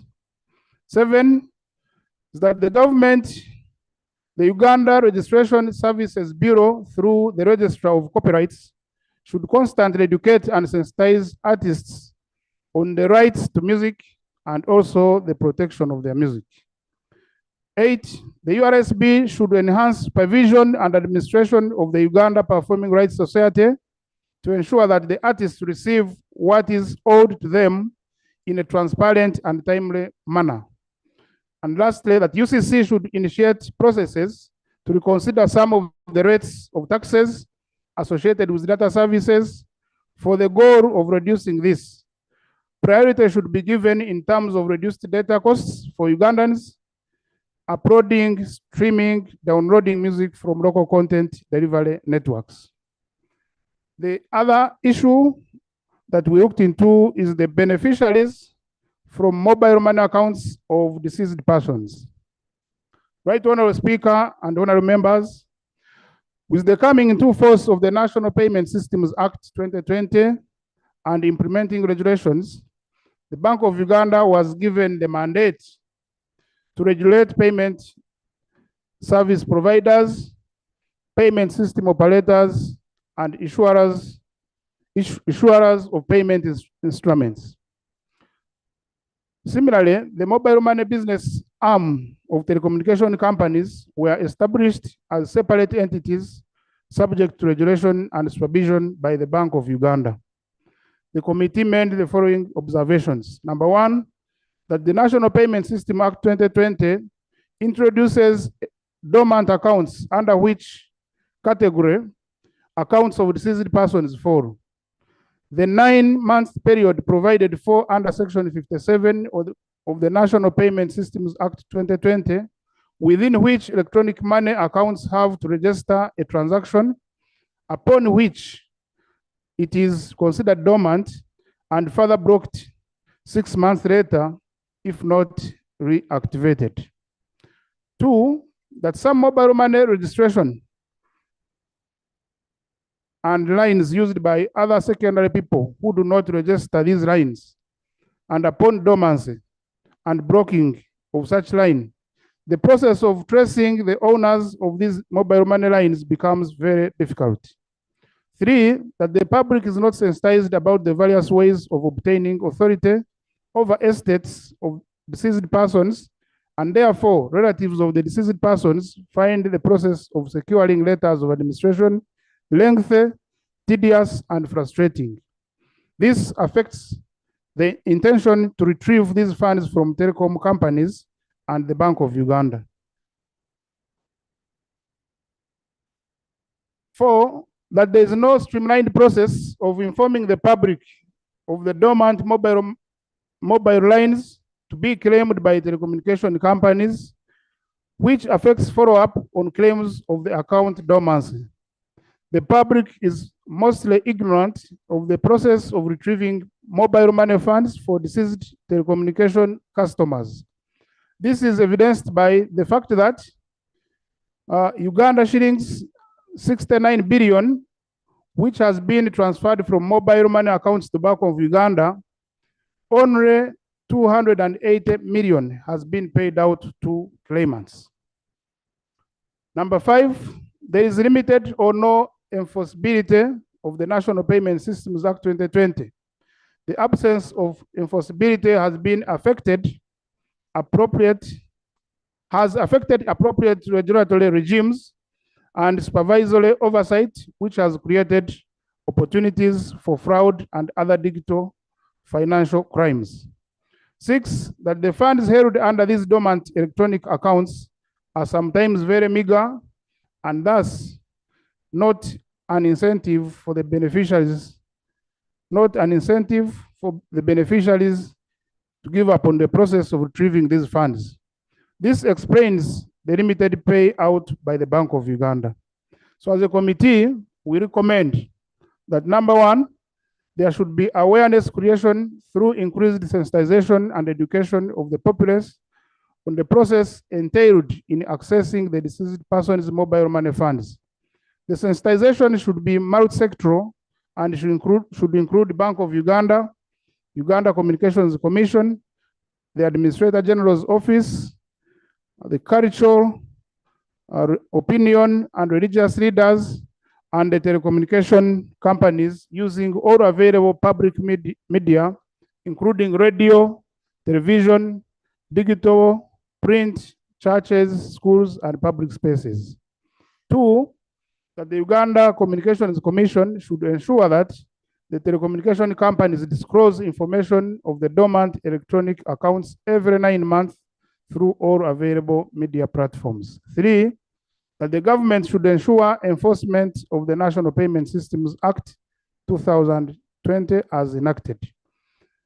4, that the Ministry of Justice and Constitutional Affairs should ensure transparency and speedy processes and securing letters of administration to enable access to the mobile money funds of deceased persons.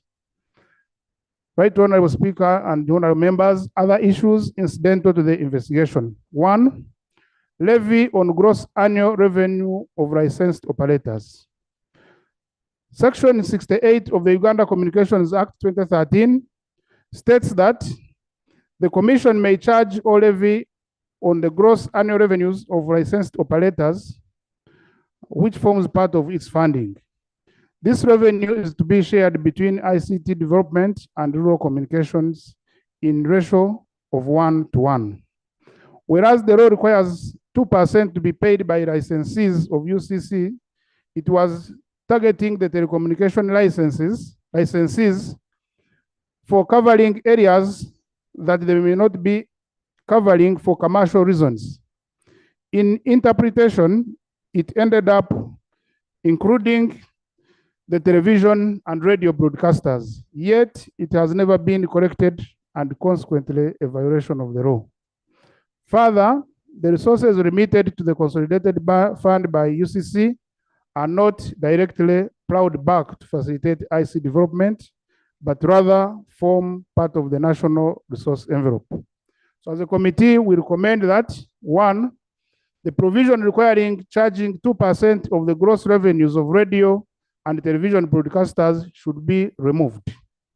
2, that the revenue collected by UCC in this regard be earmarked and ring-fenced for purposes of ICT development and rural communications as provided for in the Uganda Communications Act 2013. Secondly, establishment of the Communications Tribunal. The establishment of the Communication Tribunal is long overdue, Right Honorable Speaker and members. Once it is set up, the tribunal will handle matters affecting the ICT sector, including those against the Ministry of ICT and National Guidance and the Uganda Communications Commission. Concern has been raised on government's failure to nominate members to and operationalize the tribunal. The delay in establishing the tribunal has limited the ability of the aggrieved citizens, the media, the telecom service providers to contest some of UCC's and the Ministry of ICT and National Guidance pronouncements. As a committee, we recommend that the cabinet should expedite the setup and approval of the Commission's tribunal.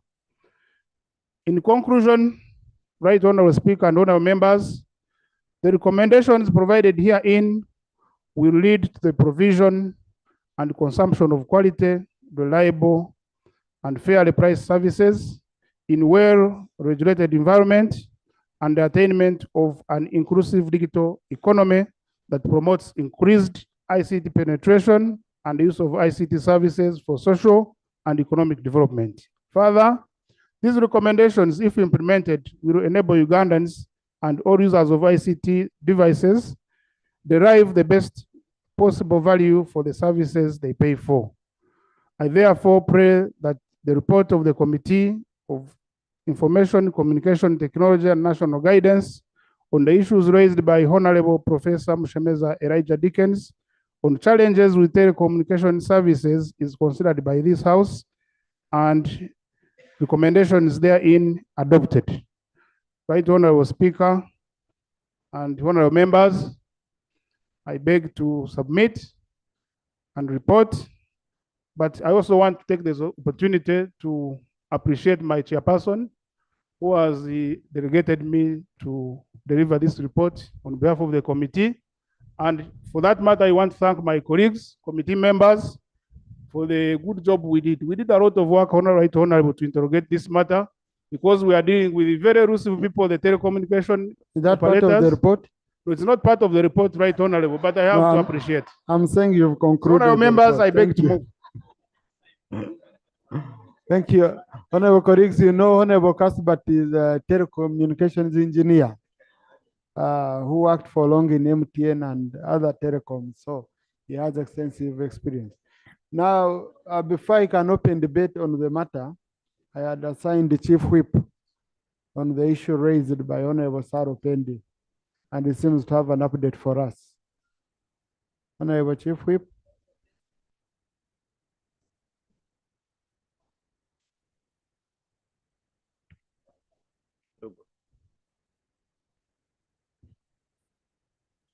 Right Honorable Speaker, in consultation with the Permanent Secretary, Minister of Education and Sports, I beg to report as follows.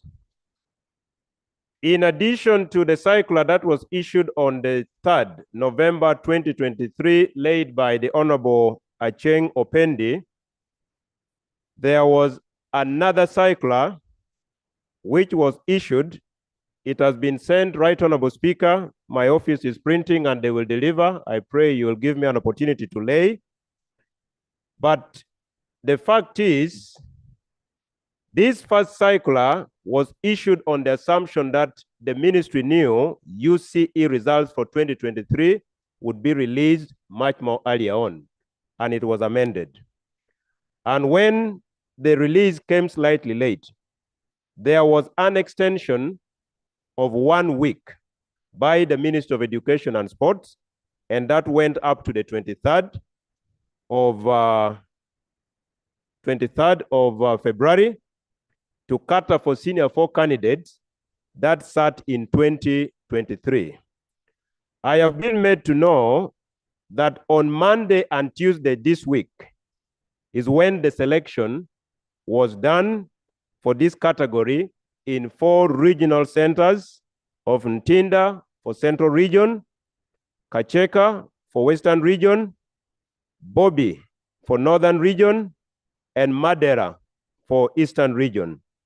Students responded, Right Honorable Speaker, to the extension. Many applied, especially the cohort of 2023. The list, as I speak, is currently out on the notice boards of the various institutions, highlighting the students who were admitted. So in a nutshell, the mischief raised by the Honorable Acheng Opendi was cured through an extension by the Ministry of Education and Sports. And when that letter comes, I request you to allow me lay it on table. Thank you. Thank you. No, I think this is a direct matter for sure. Yeah, it's a direct matter. Let's go to the debate.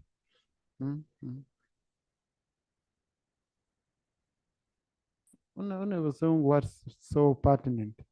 Pertinent, Mr. Speaker, is that as he has given that communication, we appreciate.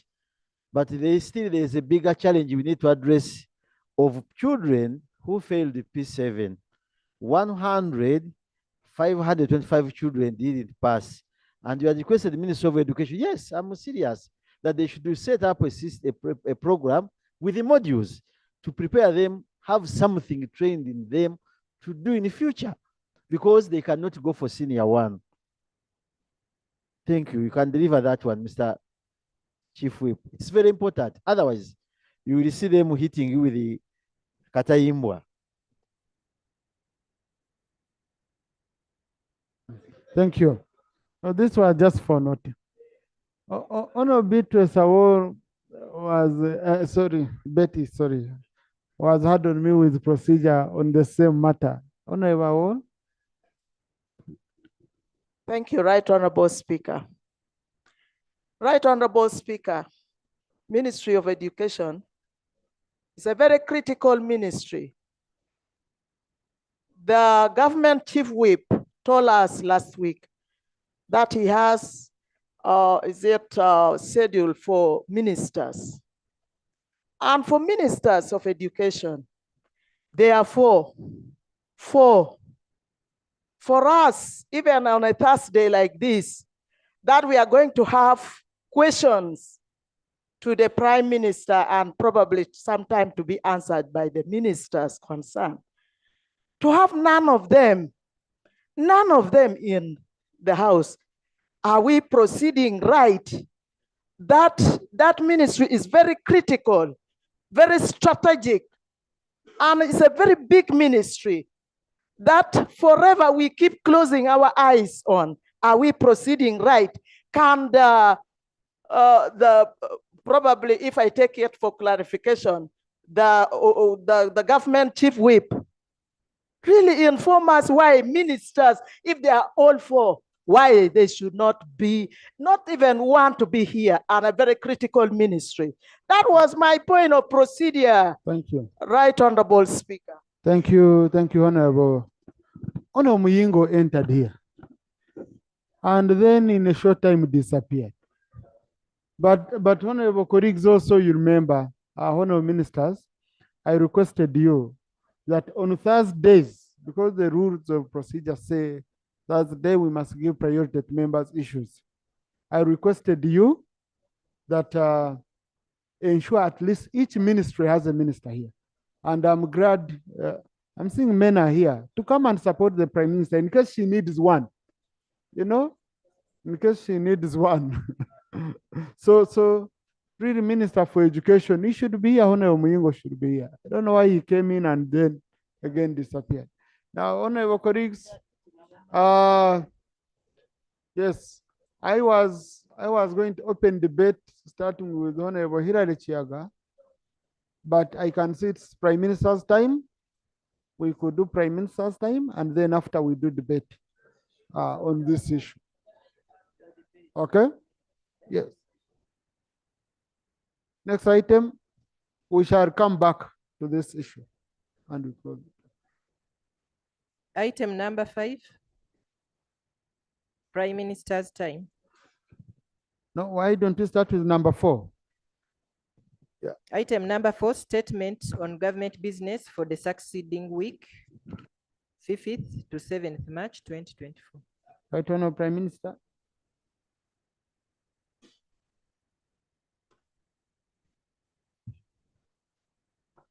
Right, Honorable Speaker and honorable colleagues, I move under Rule 28 of our Rules Procedure to make a statement in this House regarding business of the succeeding week. Below is my statement. 1, the Minister for Gender, Labor and Social Development will present a statement on the commemoration of the International Women's Day scheduled for 8th March 2024. Right, Honorable Speaker, the Minister for Presidency will present action taken report on the investigation of the intelligence monitoring system of MS Joint Stock Company Global Security.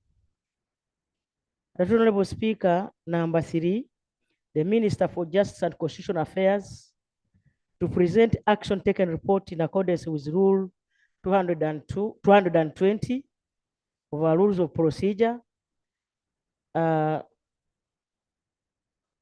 for 2021 S1 number 30 of 2021. That Honorable Speaker and honorable colleagues, I beg to submit. Thank you, Right Honorable Prime Minister. Right Honorable Prime Minister, we changed it. Now we no longer present action taken reports. We lay them on table because we found the cycle. Again, we again rotating. Action taken report, you again debate, you take back to the committee. The cycle doesn't end. So we now lay on table and then we refer to the committee to use when they are processing ministerial process statement. I just wanted that clarification to be given to you. Next item. Item number 5, Prime Minister's time. Right Honorable Prime Minister. Right Honorable Speaker and honorable colleagues, I got a question from Honorable Nyamutoro Fiona, National Female Youth Representative. She says that recently she got information about the government's plan on the replacement and upgrading of Karuma Bridge, which is one of the critical gateway to northern Uganda. And her prayer is that can I update the House on the status of the replacement or upgrade of the Karuma Bridge. My response, Right Honorable Speaker and honorable colleagues, is that Karuma Bridge is located 270 kilometers north of Kampala on the main Kampala-Gulu Highway. The bridge is the main connection between the northern and southern regions of Uganda and is managed by the Ministry of Works and Transport. The existing bridge was constructed in 1964 and is insufficient to accommodate the increasing levels of traffic on the road. The bridge has also been the scene of several accidents in the recent past. Honorable Speaker and honorable colleagues, the government of Uganda recognized the challenges posed by the existing bridge and prioritized its replacement in the NDP 3 period. The new bridge would provide a reliable link between the northern and southern regions and is expected to aid the development of the priority sectors of tourism, agriculture, oil and gas, and industrialization. The Ministry of Works and Transport is currently carrying out an engineering assessment of the old bridge to ascertain the remaining life and also determine its load carrying capacity, considering ever increasing traffic volumes despite old age. That Honorable Speaker, the output from the study shall guide government on the approach for short-term interventions on the bridge during the construction of the replacement. The report is expected in May this year.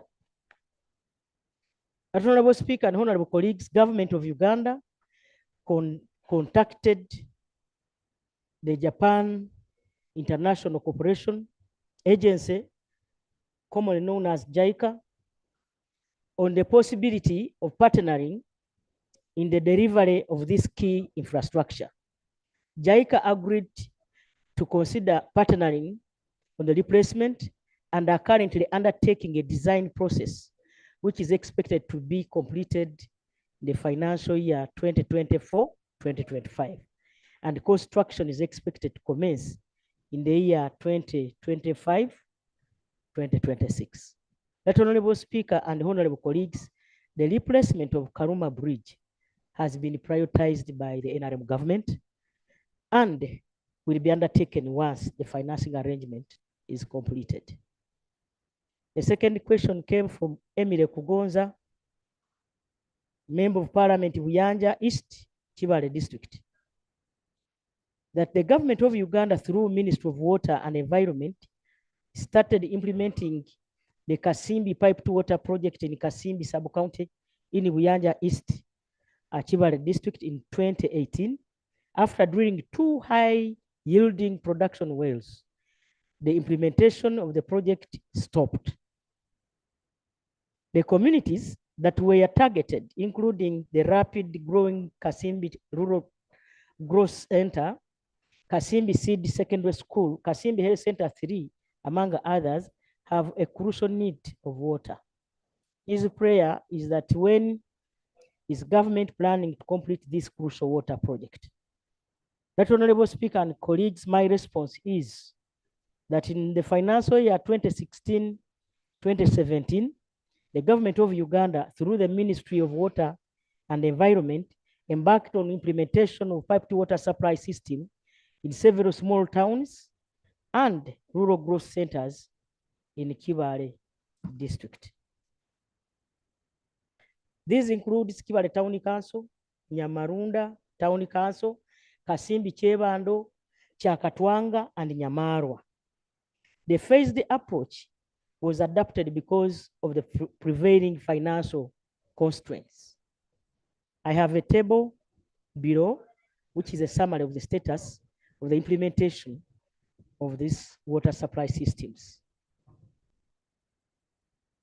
For example, Nyamarwa and Chakatwanga, the design population is 5,294.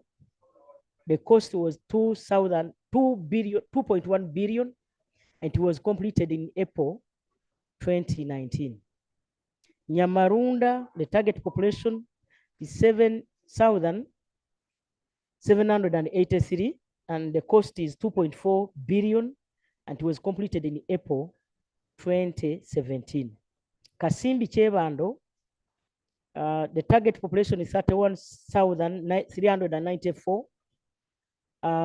Its cost is 6.6 billion in phase 1, and phase 2, it will be 3.4 billion. The design is complete, and that is what he's talking about. Kibale Town Council, the target population is 52,020, and the phase 1 was 3.9 billion, phase 2, 5.8, and phase 3, 15.5 billion. Phase 1 was completed in September 2021. Designs for phase 2 and phase 3 are also complete. Right, Honorable Speaker and colleagues, the proposed Kasimbi water supply system was designed and is to be developed together with the Chebando water supply system. The two are located in the sub-counties of Kasimbi, Chebando, respectively, in Kibale District. The proposed water supply system was designed to serve a projected population, like I've already told you, and the projected demand is estimated to be 1.913 million liters of water per day. That, Honorable Speaker, due to funding constraints, phased implementation of the water supply system was proposed. Phase 1, this phase will target a projected population of 18,907 people who will be living in the targeted water supply area by the year 2035. The scope of works envisaged under this phase include construction of 3 pump stations with a total production capacity of 24,000 liters of water per hour. The construction of 2 water tanks of capacity of 400,000 liters in Kasimbi at Castle's Hill, and another in Chebando at Kisari's Hill of capacity 224 liters per day. The construction of 2 kilometers of transmission pipelines and 20 km of distribution pipeline with related consumer points comprising of 800 household yard taps and at least 10 public stands. Construction of a water office to support operations and maintenance of the facilities, and 2 public toilets at Kasimbi and Chevando markets. That, Honorable Speaker and colleagues, the total cost of the construction works under phase 1 is 6.6 billion, like I've already told you, Uganda shillings. Phase 2, beyond 2025, the population of Kasimbi and Chevando will have increased, and the adequacy of the infrastructure installed under phase 1 will cease. In order to meet the projected water demand of 1.913 million liters per day per the year 2045, another water source will therefore be required to augment the boreholes. That, Honorable Speaker, water will therefore be sourced from River Nkusi at Igayaza, treated and pumped to the water tanks at Kisalizi Hill in Kasimbi sub-county and Kisalizi Hill in Chevando sub-county.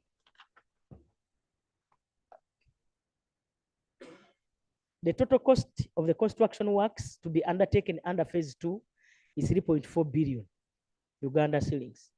It is anticipated that the infrastructure with long lifespans installed under phase 1 will continue adequately to serve up to 2045. As Honorable Speaker, the challenge has always been about the limited financing. However, government is committed to commence implementation of phase 1 of Kasimbi Chevando water supply system once the funds are available. Number 3, Honorable Achayo Julie, Member of Parliament, Ngora. Honorable Speaker, she says that in order to ensure better access to health services, government formulated a policy to the effect that every sub-county should have a health center at level 3. However, in Ngora district, 3 sub-counties are without health center 3s. These include Agirigiroi,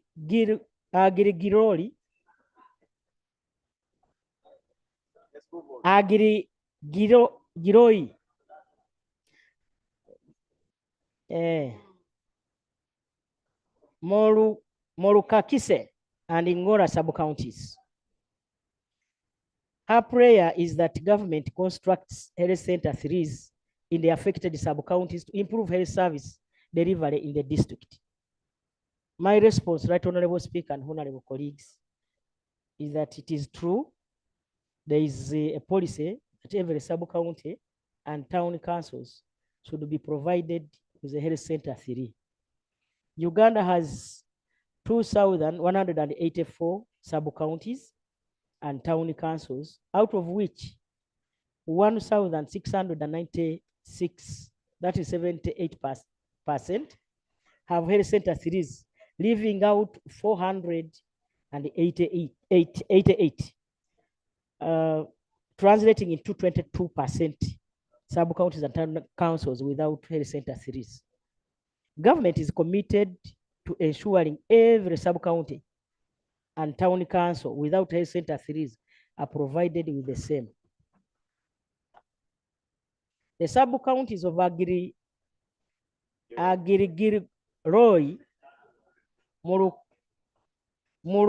Murukakise, and Ngora shall be provided with health center 3s as and when the funds are available. It is also important to note that in the last 5 years, government has constructed over 412 health center 3s in different sub-counties across the country. This was based on the population availability of health facilities of any level in the sub-counties had to reach and had to live in areas among other factors. Honorable Zawede, District Woman Representative Nakasongola. He says that Nakasongola district has got two constituencies. That is Bodiebo and Nakasongola. However, Nakasongola district has got only one functional health center which serves as a district hospital. This health facility handles over 500 mothers for antenatal care, 100 mothers for delivery, and 35 mothers for cesarean sections.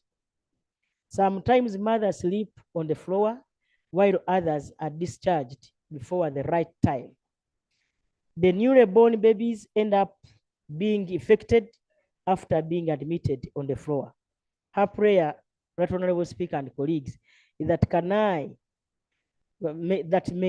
may she know when the government is constructing a standard and well-equipped maternity ward at Nakasongola Health Center 4, so that it can really serve the available population.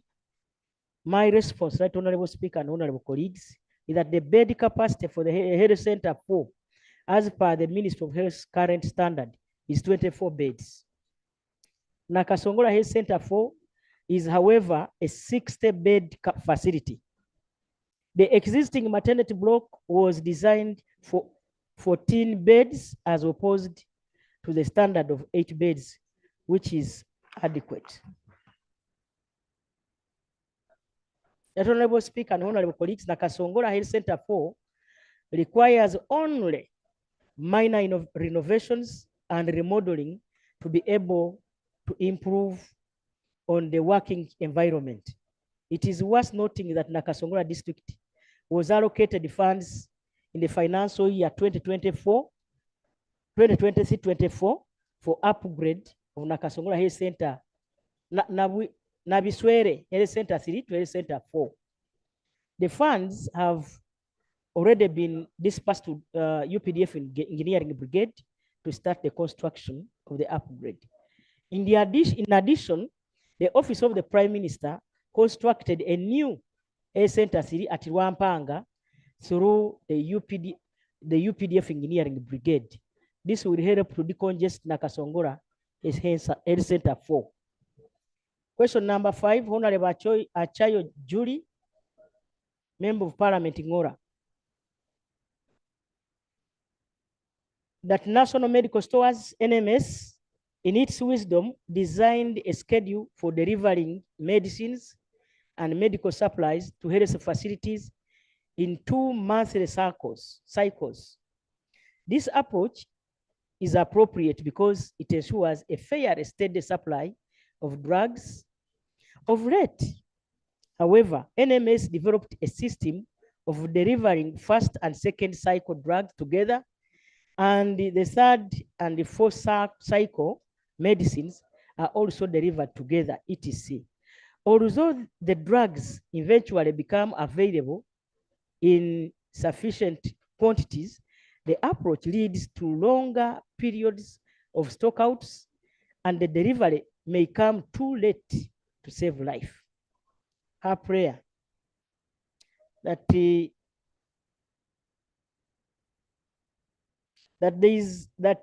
NMS should revert to the old system of delivering drugs to the health facilities every 2 months.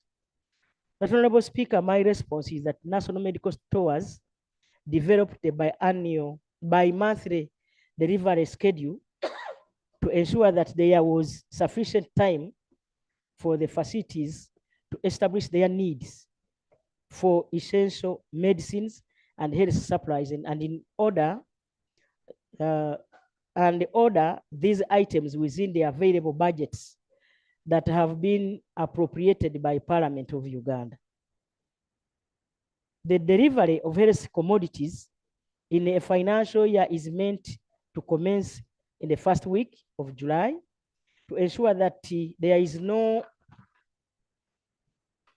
interruption to the commodity supply to health facilities. However, the financial year 2023-2024 operational funds from the Ministry of Finance, Planning and Economic Development to support the distribution of these health commodities were received approximately 30 days late. This delay meant that deliveries of health to health facilities were delayed, and the only remedy available to ensure that health facilities received all the commodities they had ordered was to combine the delivery of two of the cycles, thereby increasing the delivery intervals from every 2 months to every 4 months. That, Honorable Speaker, the impact of the delays in the receipt of the operational funds has been discussed with the Ministry of Finance under my chair, and they have committed to provide mechanism to front load NMS with the operational funds required to distribute these health commodities at the beginning of every financial year. The combining of cycles is only a temporary catch-up measure to ensure that all essential medicines and health supplies meant for the facilities are delivered within the financial year. NMS will receive the operational funds by 1st July 2024 as expected, and there will be no need to apply these catch-up measures, and all deliveries will be every 2 months as per the NMS published delivery schedule. Honorable Dr. Asimwe Florence, Akadasingi Queen, Masindi District. Our prayer is that when will the remaining tobacco farmers in Bunyoro and the other parts of Uganda be paid? That, Honorable Speaker and Honorable colleagues, my response is that following HE's directive to compensate farmers for the crop section of 2018, crop season of 2018, the Ministry of Trade and Cooperatives, working with the Ministry of Finance, Economic Development, and the Internal Auditors General's Office, undertook the verification and an audit of claims for both Bunyoro sub-region and West Nile. As per the verification report by Internal Auditors General, the Bunyoro sub-region claimed Uganda shillings 11.25 billion, which was approved and released to the Ministry of Trade in the year 2021-2022. A total of 4,727 farmers were verified and paid. For West Nile, the verified claims as per the Internal Auditors General's report amounted to 9.7 million US.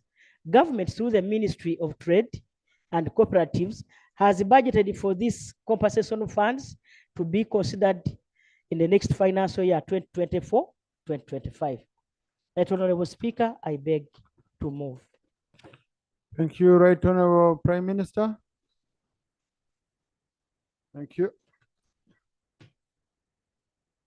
I think Leader of Opposition, you come to respond to both written and oral. Yeah, so on top of the hour, I'll invite you as per the rules. Honorable colleagues, now I have two ways. For if you know you're going to speak more than a minute, listen, your question taking more than a minute, you wait after 5. Question is under Prime Minister's time, sharp, focused, and she also gives the response in 1 minute. Very sharp, we've been doing it. So that we pick, no, under Prime Minister's time, it's well provided for. There are no issues of, okay? So if you know you want to speak for wrong or explain matters of national importance, then you have to wait after 5, okay?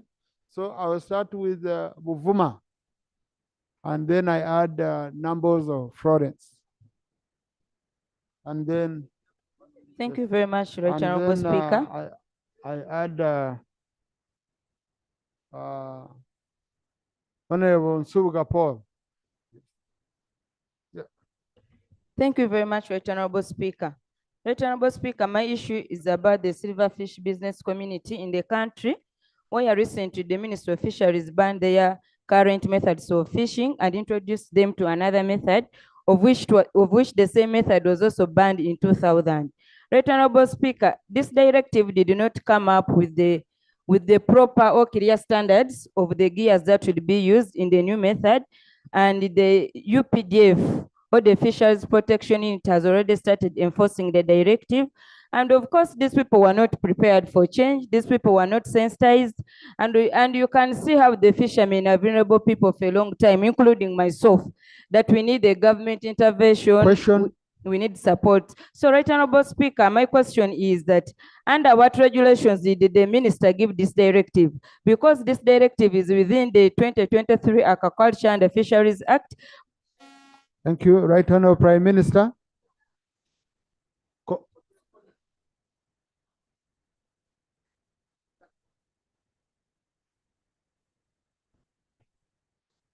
Honorable Speaker and honorable colleagues, I'm aware the challenge has been that the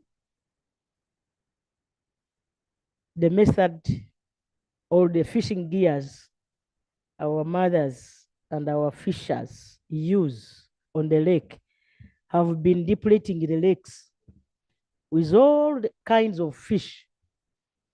We have had one meeting that was last week, and we intend to have another one to concretize on how to help those mothers so that our lakes are not depleted of the fish stocks, so that our country can continue to enjoy the foreign currency. Thank you, Right Honorable Prime Minister. And if you can also bring the readers from the fishing community, the members, and you sensitize them, it would be helpful. Honorable Nambozo.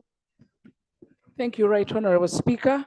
Right Honorable Speaker, my question to the Right Honorable Prime Minister is about the Wendy app in Post Bank that has caused mayhem in the PDM disbursement of funds. In my district and many others, the Wendy app has enabled the bank officials to send a bulk of money to the accounts of the PDM leaders. A leader gets about 70 million to disburse to the individual beneficiaries, and these people are not yet ready to hold such a large amount of money. My question is, how are you helping the individual beneficiaries who have lost a lot of money, especially that people in my district are already in the prisons because of the hacking that has already taken place? Thank you. Right Honorable Prime Minister. Honorable Speaker and honorable colleagues, it is true that we have experienced some challenges under PDM. It's a new project which requires concerted efforts from all of us, the leaders.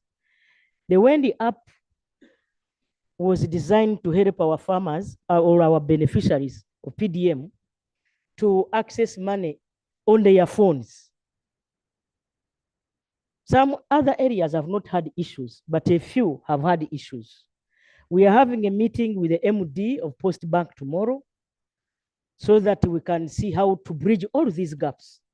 Otherwise, Wendy needs to be refined further to avoid these fraudulent people who are taking advantage and stealing our people.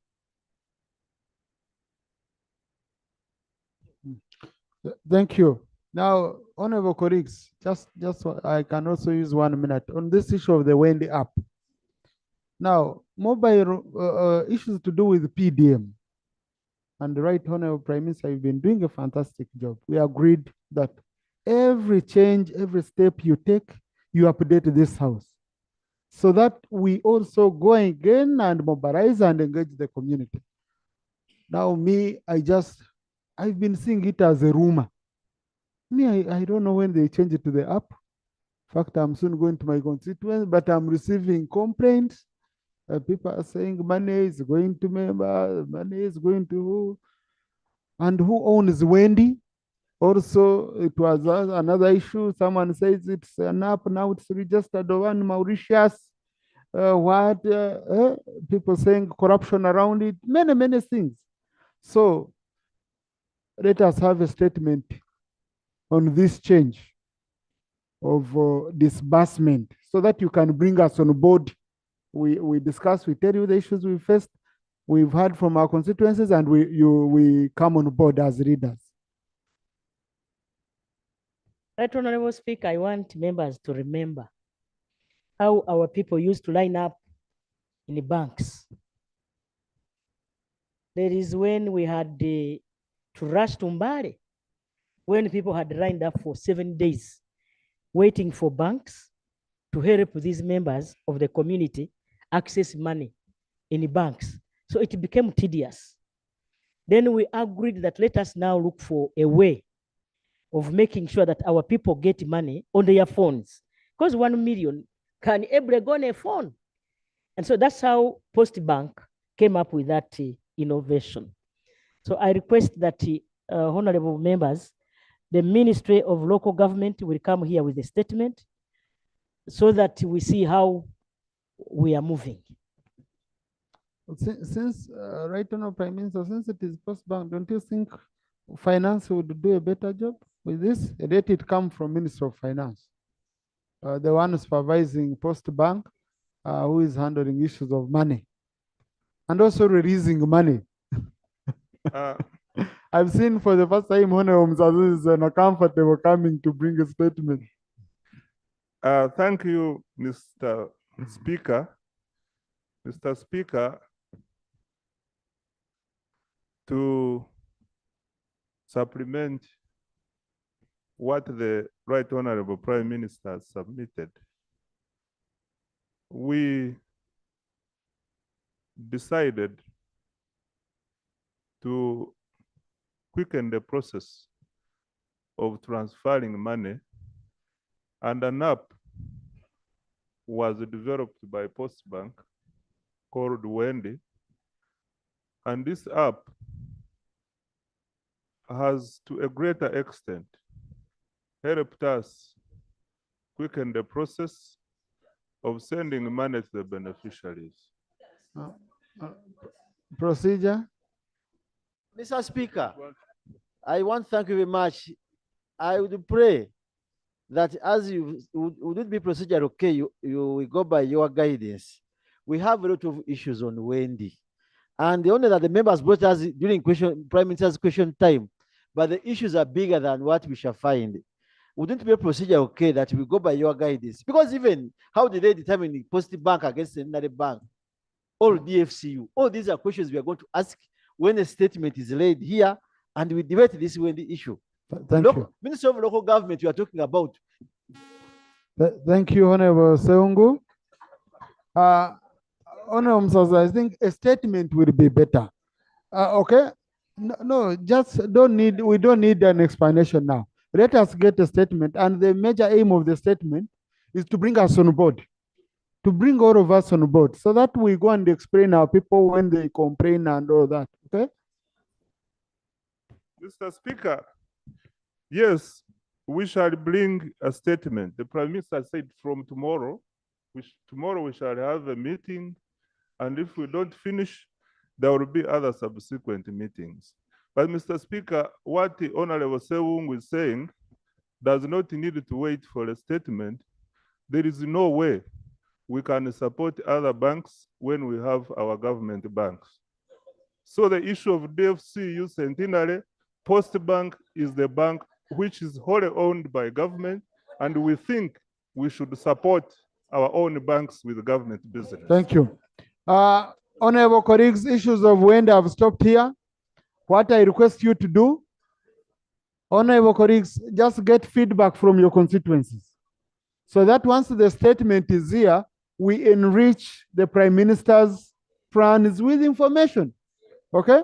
So I request you, honorable colleagues, check with your constituents on how parish model is working with Wendy, and we see how best we can support the whole of this system. So Tuesday, Honorable Minister for Finance, Honorable Minister for Finance on Tuesday, bring a statement, about Wendy and how it's disbursing the funds.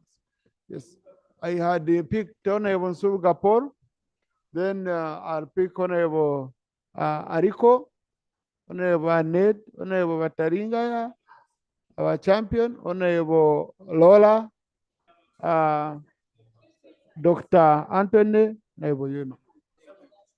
No, I'm going to pick your Honorable colleagues. 1 minute, let's shoot. Thank you so much, Right Honorable Speaker. Mine is a brief one, and it is a matter of urgent national importance, Right Honorable Speaker. Right Honorable Speaker, I rise on a matter of urgent national importance regarding heavy rainstorms that destroyed homes and properties in Busiro North, that is Wakiso district. Right Honorable Speaker and Honorable colleagues, on 27th this very month, heavy rains destroyed properties, including but not limited to houses, bananas, coffee plantations, and all crops. And as I speak now, over 200 homesteads in the villages of Nampunge. Question to the Prime Minister. My prayer, simple prayer, Honorable Speaker, is that let the Minister for Disaster and Preparedness provide some food like posho, milk. Thank you. Honor wants you to provide the milk to his people. You can also add on meat. It's about Let Honorable Speaker and Honorable colleagues.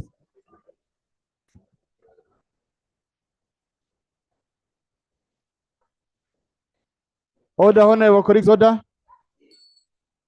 Thank you so much, Right Honorable Speaker. Honorable Speaker, the procedure is clear. When such a storm or a disaster happens in an area, the area district COW writes to the permanent secretary in the office of the Prime Minister. Then the process of helping those people starts. It's good you have informed me, and I hope the COW has already written to, then the disaster preparedness committee in the district sits. Right Honorable Speaker and colleagues, we will not provide milk. What about meat? We don't have meat. We don't have chicken, but we have posho and beans. Thank you. Thank you. Honorable Rico. I thank you, Mr. Speaker. Right Honorable Prime Minister, you have an entity, the Uganda National Bureau of Standards, which is mandated to test all imports in the country. Prime Minister, when this entity takes packages of imports for testing, they have been known to keep these items that they have taken for testing in large quantities. And this is fraud. Right Honorable Prime Minister, has this been brought to your knowledge? And if so, what are you doing to ensure that Ugandans' goods are not defrauded by UNBS that doesn't return them after testing? I thank you. Right Honorable Prime Minister.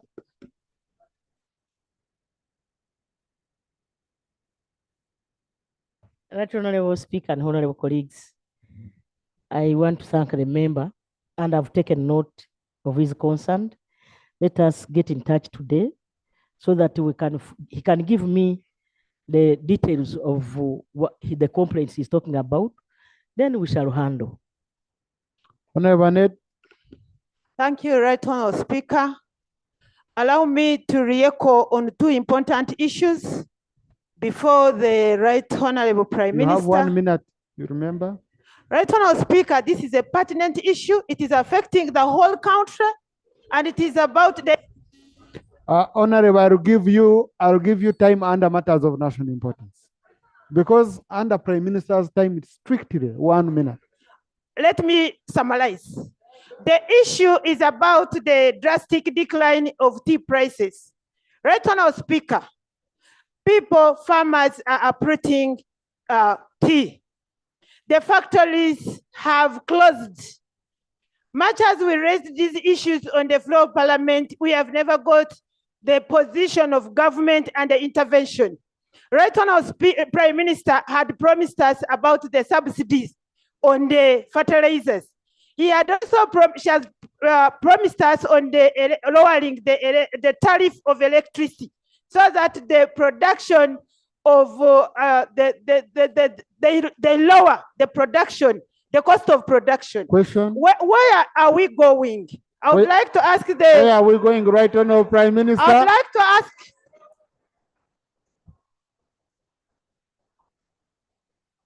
Thank you.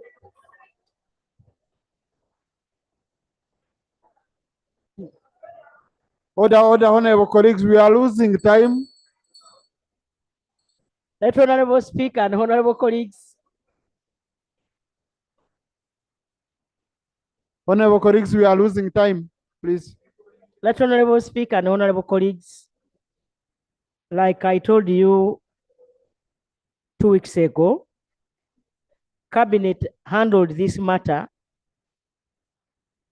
chaired by the President himself last Monday.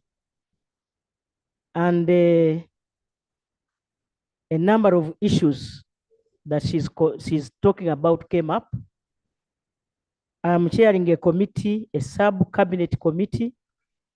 We have a meeting still tomorrow. We were supposed to have that meeting yesterday, but the activities of NRM yesterday, and we had other people, visitors from UN, so we did not handle, and we postponed the meeting to tomorrow. But the thing is, honorable colleagues, we have where we are going.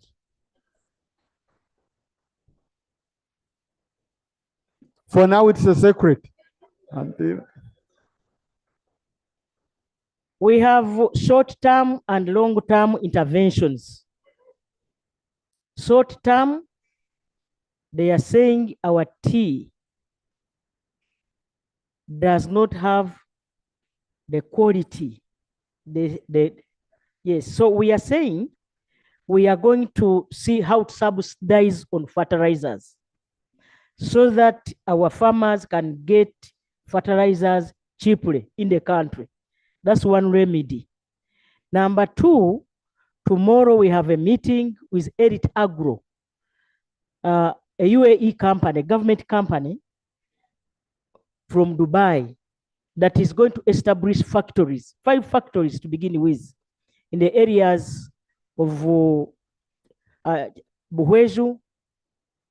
In northern Uganda, we have Zombo, we have and 3 other districts. They are supposed to be Chenjojo, Shema, and others. That Honorable Speaker, that is a long term. We are also establishing an auction market in the country. Instead of us going to Mombasa to be graded the way they want, we want to have an auction market in our country. After all, we have the quantities. So, Right Honorable Speaker, the government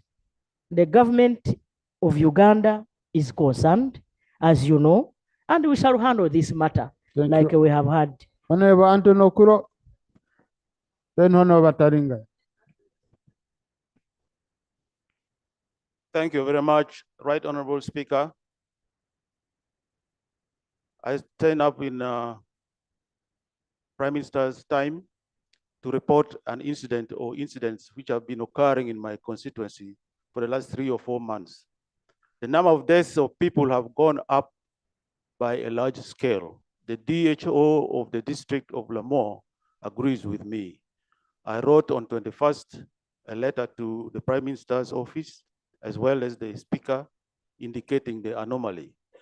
My prayer was then in the letter that a team of doctors or experts from the Ministry of Health should immediately go to Lamore to do a survey of what could be wrong. It could be a disease, it could be something people are drinking, which is bad, and they have to determine. I wonder whether the Prime Minister has received the letter, which was stamped. Thank you. Thank you. Honorable Prime Minister, have you received the letter? The answer can be yes or no. That Honorable Speaker and honorable colleagues, the fact is I've not seen the letter, but the concern of the member will be taken care of.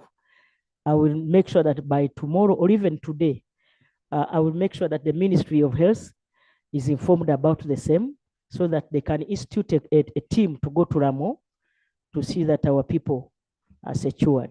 Thank you. And our colleague is a medical doctor, so by the time he comes up, not here.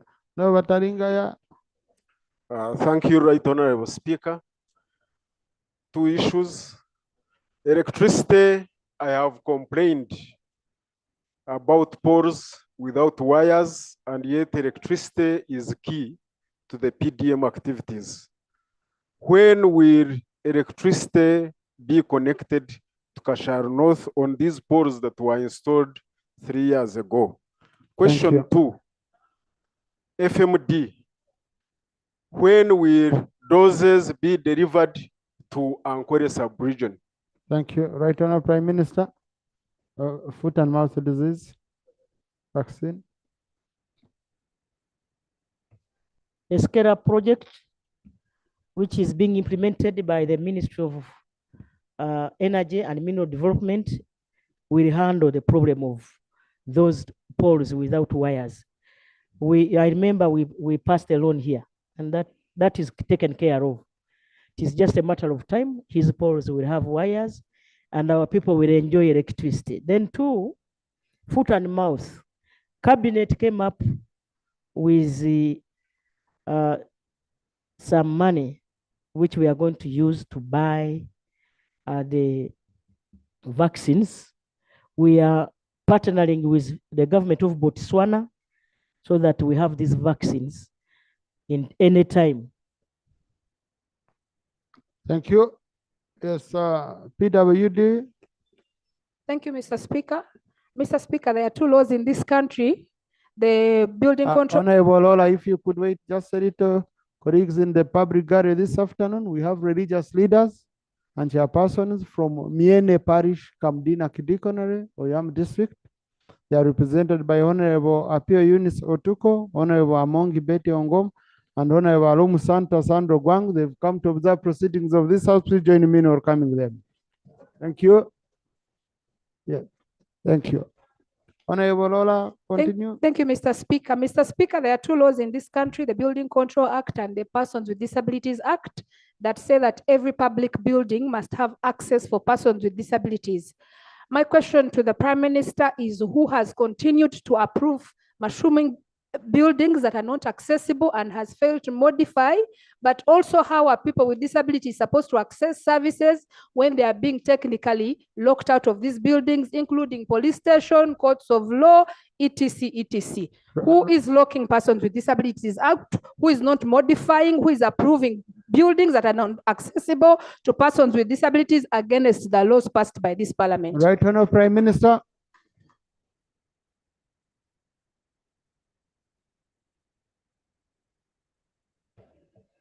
Certainly, it's not you, it's not me. But government has a policy, honorable members, and I know we are implementing this policy. We may have gaps here and there in terms of enforcement. That's where I request members to join me or join government in making sure that these policies are enforced. The law is there. It's just a matter of enforcement. Honorable Wanzara Noah.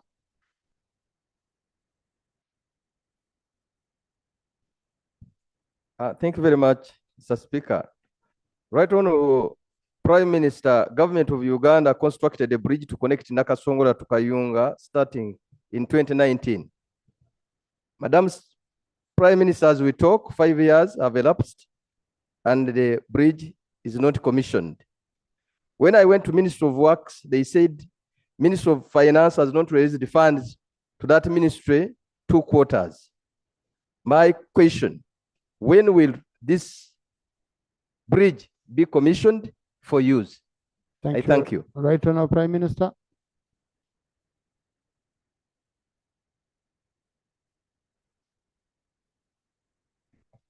I have been to this bridge, Right Honorable Speaker and honorable colleagues. The bridge is almost 99% complete. What remains are these simple patches to connect Kayunga and Nakasongola.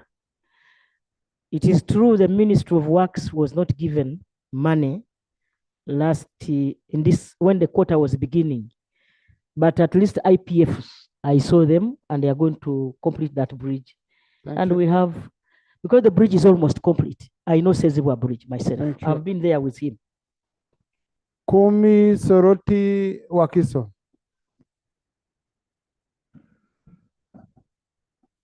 Thank you so much, Right Honorable Speaker, for the opportunity. Right Honorable Prime Minister, last time I raised a concern here about the issues of sports. Sports currently is helping us in terms of sports tourism and carrying our what? Our flag. What is happening? When are you releasing money for National Council of Sports to implement these activities? We also passed the National Sports Act, but we have not started implementing it. Are you going to release money this afternoon? Right Honorable Prime Minister. You're moving with your signature. You can release money from here.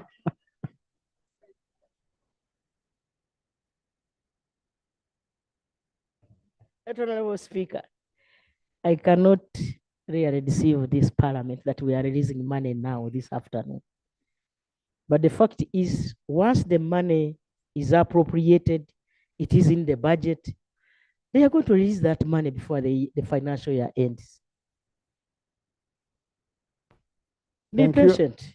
Just be patient. Soroti, then Wakiso. No supplementary question is under Prime Minister's time. Rule 41. Thank you, Right Honorable Speaker.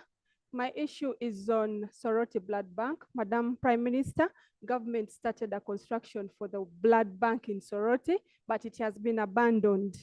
And this has left Soroti Regional Referral Hospital with at least 6 people dying every week because of no blood. And people have also abandoned donating because our blood is taken to other places for screening and it comes back when it's less. So my question is, leaving people without blood in the hospital. My question is, when are you finishing the blood bank so that the blood distribution is equated to all the other districts and we become the main supplier and Right we will not Prime lose people Minister. in the hospital? Thank you.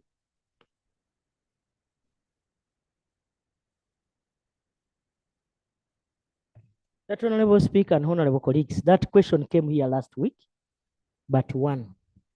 And the answer is, it is true the contractor had abandoned the site and they will have got another contractor and they will complete that blood bank. It's a priority in government. Honorable Wakiso, Honorable Tamagoza. Thank you so much, Right Honorable Speaker. Right Honorable Speaker, last year, this House approved the Greater Kampala Metropolitan Area Infrastructure Project by the World Bank. And up to this day, we are seeing nothing has been implemented as far as that project was concerned, especially concerning the road, several potholes in this Greater Kampala Metropolitan Area. My question is, as we advise for timely fulfillment of the conditions of this project, what happened? What is the status? Is it still on course? Why are Uganda still having accidents and jam, yet a solution was really planned? Can Right Honorable Prime Minister.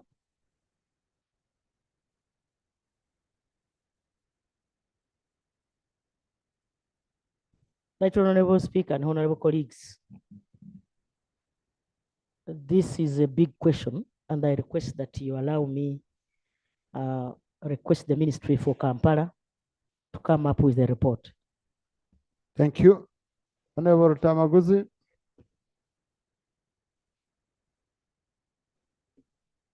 Thank you, Right Honorable Speaker. Right Honorable Prime Minister, I'm a shadow minister for lands, but every day I watch news, I'm seeing dead bodies in Apa. I want to know what is happening in Apa. Right Honorable Prime Minister. No, rule 41 is clear. Read the rules, Honorable. Just read the rules. That Honorable Speaker and Honorable colleagues,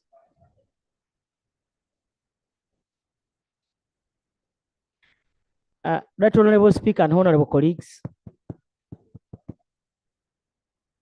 today I saw a letter from the president talking about APA. He was replying General Mbadi, and he gave copies to all members of parliament, and I believe they have got it. Members of parliament from Acholi and Madi. Honorable Speaker, the APA question, the president appointed a commission of inquiry. And the commission of inquiry have been directed to provide them with funds, which funds are available, and they are going to start work.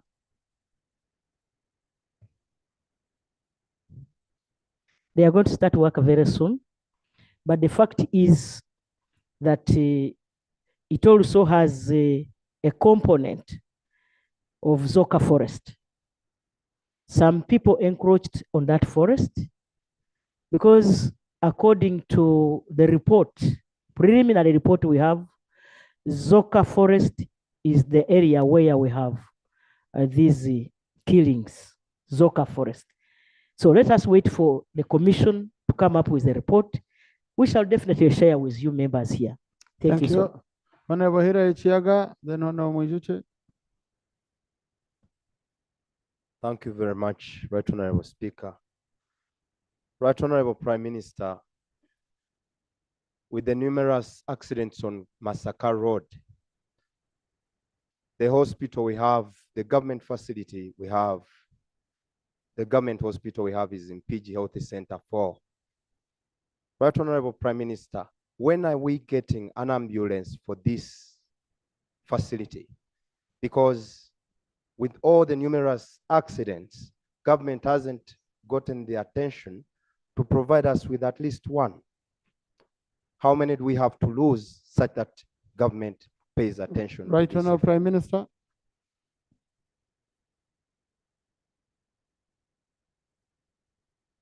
Honorable Speaker and honorable colleagues, government continues to buy ambulances.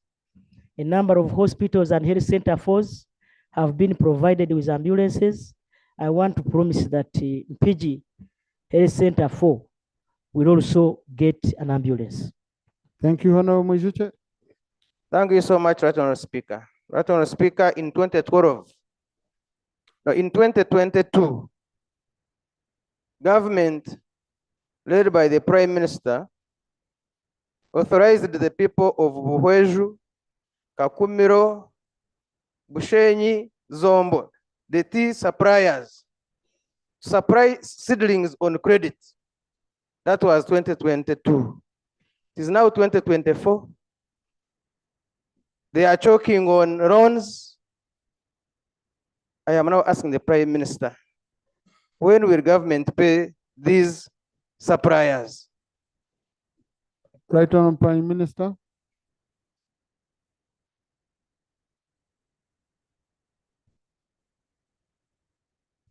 That Honorable Speaker and honorable colleagues, Kakumiro did not supply tea. The farmers of Kakumiro, the nursery operators, even those of Zombo did not supply, because for them they wanted to have the tea planted during the season. And so Zombo did not supply, because I've already seen Honorable Quintui saying that they also now need to supply. The Honorable Speaker and colleagues, remember when we came up with this strategy, government changed the policy. Before we were buying tea seedlings through NADS, and we put all the money in one basket, that is PDM, so that farmers can buy the seedlings themselves. But we were here, you and me and members, and we agreed that let these people supply. Government will pay them as when we get the money. We have not yet got the money, but when we get the money, we shall pay this tea. I think Right Honorable Prime Minister, for the record, it was it wasn't when you get money. The Minister for Finance came here, Honorable Kasaija, and said in 2 financial years. I remember very well, it was 2 financial years. Yes, not when you. Honorable colleagues, now Prime Minister's time is going to end, okay? Then we open up so that, please, when the speaker is speaking, you should be seated. Not by the way, not only a speaker. When any person is holding the floor, the rest should be seated. Okay. So, honorable colleagues, we are going to close with Prime Minister's time, with the leader of opposition giving his comments. Then we resume. Now we continue with members' issues, where you can even ask the ministers directly, without only the Prime Minister. We shall do 1 more hour, so that I can pick many of you. Leader of opposition. Thank you, Right Honorable Speaker. 2 critical issues as the Prime Minister is responding to questions. I am drawn to questions that are raised by the honorable colleagues, Honorable Achayo Julie, Member of Parliament for Ngora, who was raising the fact that 3 sub-counties don't have health center 3s. In our area, the Honorable Victoria Zawede, District Woman MP for Nakasongola, who raised a concern about only 1 functional health center 4 that serves as a district hospital. Right Honorable Speaker, on Tuesday, I made a proposal to this House. After we visited Lubowa Hospital on Monday, and we were denied access, and we did ask the Minister of Finance, who updated this House, that so far, $156 million has gone to this project through promissory notes, but we don't know what's happening. I proposed to this House that we hold any more money going to Lubowa Hospital. Let's begin to channel this money to health centers in this country. Right Honorable Speaker, these 2 honorable colleagues have made their way to this paper. But if you asked any member of Parliament and gave them a chance, they will tell you the challenge of health centers in their districts, in their areas. So I want to remind the House of the proposal that I made. This money that we've been channeling to Lubowa Hospital, which we cannot access. Right Honorable Speaker, the presiding officer then did say that she will request you to go to Lubowa Hospital now that we were denied. We did wish you well because, Right Honorable Speaker, in the past, the Minister for Health, Dr. Jane Ruth Acheng, together with the Permanent Secretary, together with yourself, Right Honorable Speaker, you did go to that very facility and you were denied access. I don't know if, because the Speaker said you would go yesterday, Wednesday, I don't know if you managed to go and whether you were given access. No, I think for the record, let's have the record clear. The Speaker said the Deputy Speaker will go on Wednesday. Okay? The Wednesday which I will go has not yet reached. When it reaches, I will go. Yeah, I read the answer very well. She never said tomorrow. She said on Wednesday. So the Wednesday which I will go, I will report back to this House. Don't mind. Yeah. Thank you for that update, Right Honorable Speaker. Whenever that Wednesday reaches, we wish you success, Right Honorable Speaker. But again, I will appeal to the House. There's a problem. There's no scrutiny. It's a mysterious project. Let's channel this money because you see the health centers we have, the referrals we have, they are in place. Unlike this one, because even when people try to peep, you step atop a car, you don't see anything. Maybe they're building an underground hospital. I don't know. But for these health centers, they are in place. Their only challenge is shortages and all these challenges they're grappling with. Let's channel the money there. And I would like to appeal to the Prime Minister to come on board because this is a worthwhile thing to do. Lastly, Right Honorable Speaker, a colleague has raised the upper land question. The Prime Minister says a commission was put in place about a year or so ago. Right Honorable Prime Minister, people are being killed now. Yesterday, today, we don't know what will happen tomorrow. We would like something a lot more cogent as a response because this commission, yes, the commission should try and identify whatever it needs to get to the bottom of, but people are dying now. I think we need a better response than just the commission. Thank you. Thank you, Lop. Thank you. So now, honorable colleagues, if we could continue with the speed at which we are handling Prime Minister's time, I would pick more of you, okay? Because I usually feel sad when I find I've left behind colleagues. I pick Honorable Ruero, I pick Honorable Andrew Joke, I pick Honorable Kabe.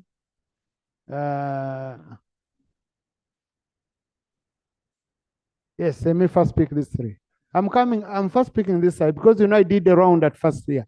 So I'm coming back here, okay? I'm coming back this side, Honorable colleague. Thank you, Right Honorable Speaker. Thank you, Right Honorable Speaker. I want to ask the Prime Minister when the NRM government is going to pay for the NRA activities and all they did in the war that led to loss of lives, animals, food. When is the NRM government going to pay the people who will compensate them as they've been compensating other regions? I thank you. Right, Honorable.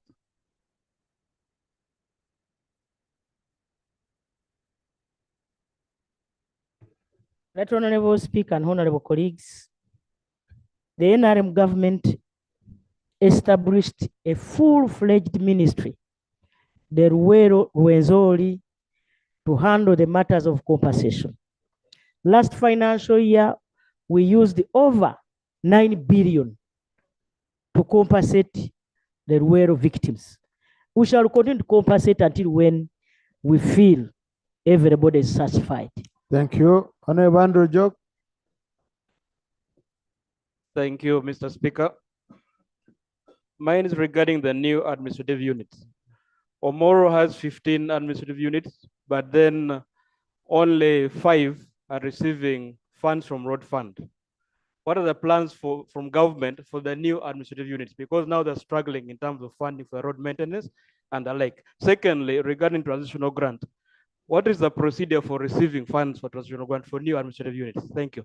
Thank you. I think Minister for Finance should support the Prime Minister.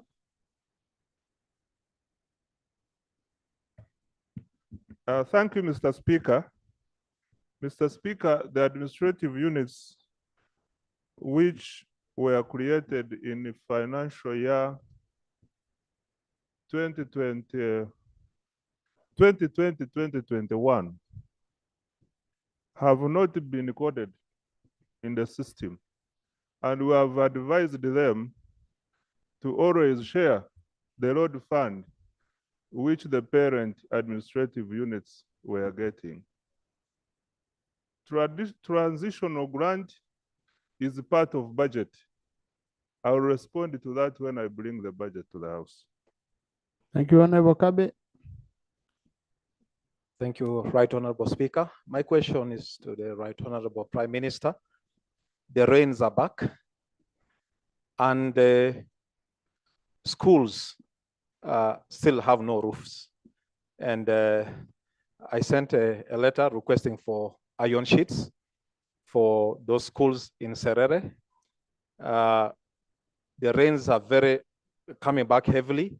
My prayer is, when are we getting those iron sheets? This is affecting the mental health of the teachers and also affecting the mental health of the students. Right, and there's a high dropout. Thank you.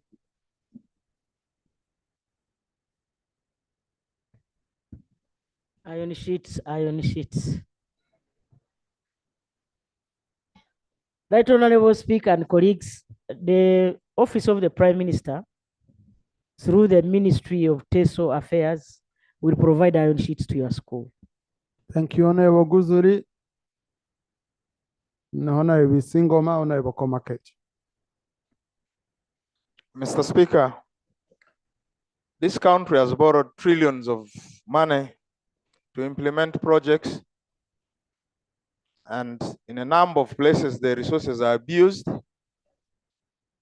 A case in point is that the ACDP project, which should have helped construct road deal with issues of road chokes by putting bridges has stalled in a number of places, including Maracha.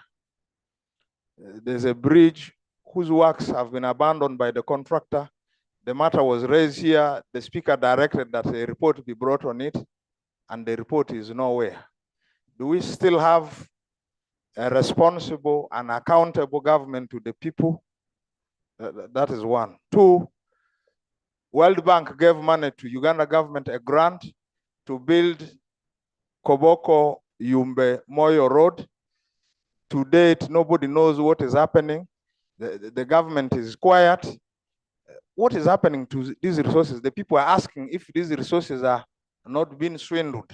Thank you, Honorable. Now, Honorable colleagues, you see, you have very important matters. I would request we keep the questions focused. Honorable Guzuri has brought a very good issue. But then the question you are putting, whether we have a responsible government. If you want someone who wants to dodge, you can come and say, we have a responsible government. But I think the issue should be, when are they coming to complete this project? When are they resuming? Right, Honorable Prime Minister?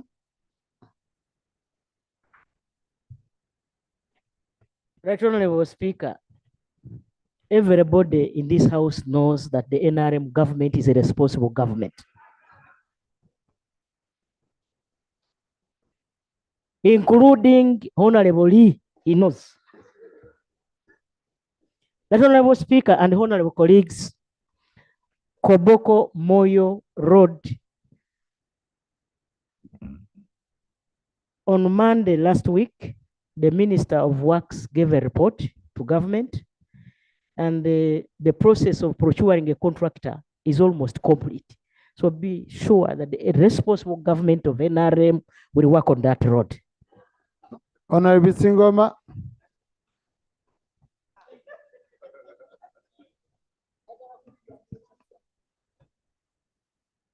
Thank you, Right Honorable Speaker.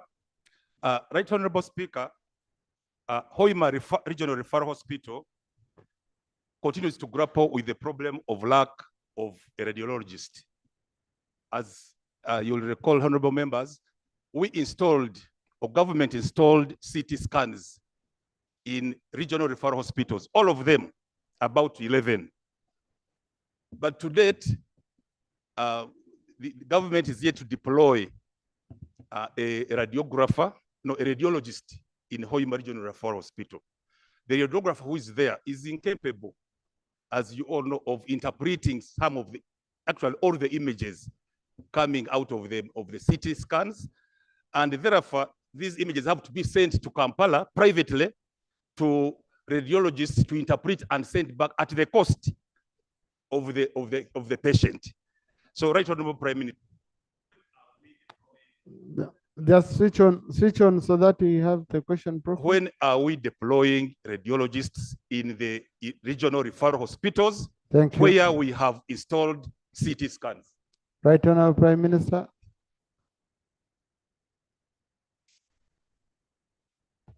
Right Honorable Speaker and honorable colleagues, the President has always emphasized science.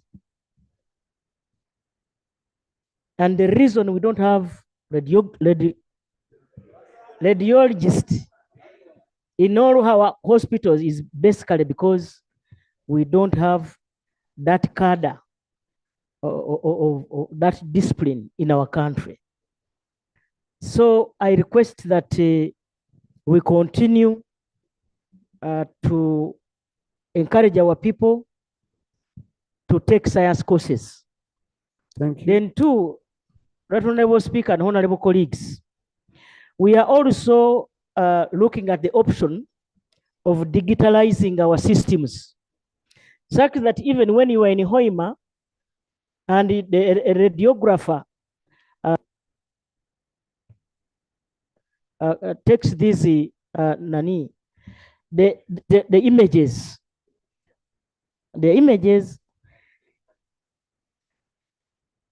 a consultant, say in Mulago or any other hospital specialized, can help to can help to read and prescribe for the patient, even when they are in Hoima, even when they are in Masaka or elsewhere. That is long term, but short term, we continue to advertise to attract that kind of staff. Thank you so much. In fact, Right Honorable Prime Minister, you can task your people so that this becomes short term, especially connecting the way we've given this project of the fiber. If regional referral hospitals can be connected to the fiber, to strong internet, because here at Nakasero, they take your MRI pictures, they are read from India, interpreted, and results come from India. So what about near here? Yeah.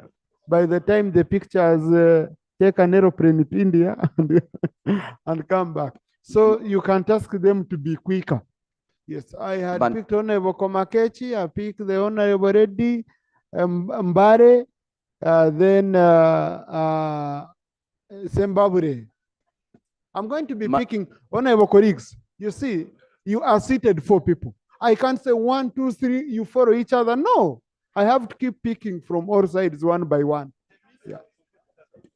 Madam Prime Minister, with the population, Madam Prime Minister, thank you so much. Madam Prime Minister, with a population of 220,000 people, Pade district scores 8 in HIV prevalence in the country. With a population of 220,000 people, Pade district rates #1 in having children with nodding disease syndrome.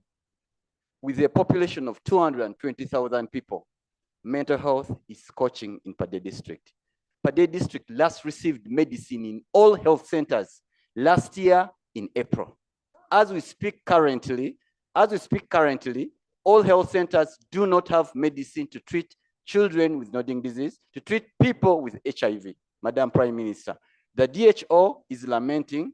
We as leaders are lamenting. My question, what plan does the government of Uganda have for the people of Pade to handle chronic diseases? But then, when is medicine going to be supplied in all health centers in Pade district? Thank you so much. Right Honorable Prime Minister.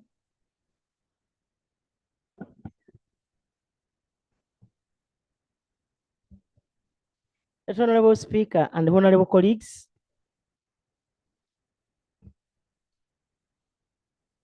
nodding disease. The report I have is that we no longer have new cases of nodding disease. We still have those cases, and we are told those cases, the victims are about between 20 to 30 years. That Honorable Speaker and honorable colleagues, and those are being managed in the communities because the centers were closed. That Honorable Speaker and honorable colleagues, the Office of the Prime Minister has been supporting our children or our youth with food so that they can survive. They are telling us there are no longer new cases of nodding disease. Even the minister was here. That Honorable Speaker and honorable colleagues, the other issue he talked about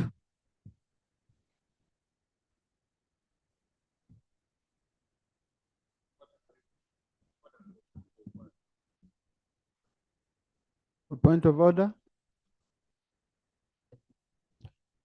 Thank you. Right, Honorable Speaker. The issues of nodding syndrome is life and death. The Honorable Prime Minister stated that the government have been supporting these children with food. 2 months ago, we went to assess the situation. The families told members of parliament that they last received food last year only once, and they were given only 10 bags, only 10 kilograms of portion. The government is not supplying food to these children who are suffering from nodding syndrome. Is the Right Honorable Prime Minister in order to mislead the whole country that the government is supplying food to these children. Is it in order? You know, honorable colleagues, the Prime Minister whom we've all been praising here, I don't think can come up intentionally to say, I'm saying ABC, because even when she was talking about no new cases, my question which came into my mind was, maybe they stopped testing, okay? Have they tested and there are no new cases? So things of that kind. But honorable colleagues, this issue of nodding disease, it's an item number 9 on the order paper, where we are having a report of the committee, where we shall get all these issues together. So I request that we stop it at this time. When we reach on item number 9, then we shall be able to address it extensively, okay? But for on the one of medicine, NMS, okay. I don't think a Prime Minister can leave her office to come with an intention of misleading. No, I'm not misleading. The country. Thank you so much, Right Honorable Speaker. Right Honorable Speaker and honorable colleagues, you have guided very well, and I don't want to repeat the issue of nodding disease, but I wanted members to also appreciate that when the office of the Prime Minister sacrifices, because this was not our role.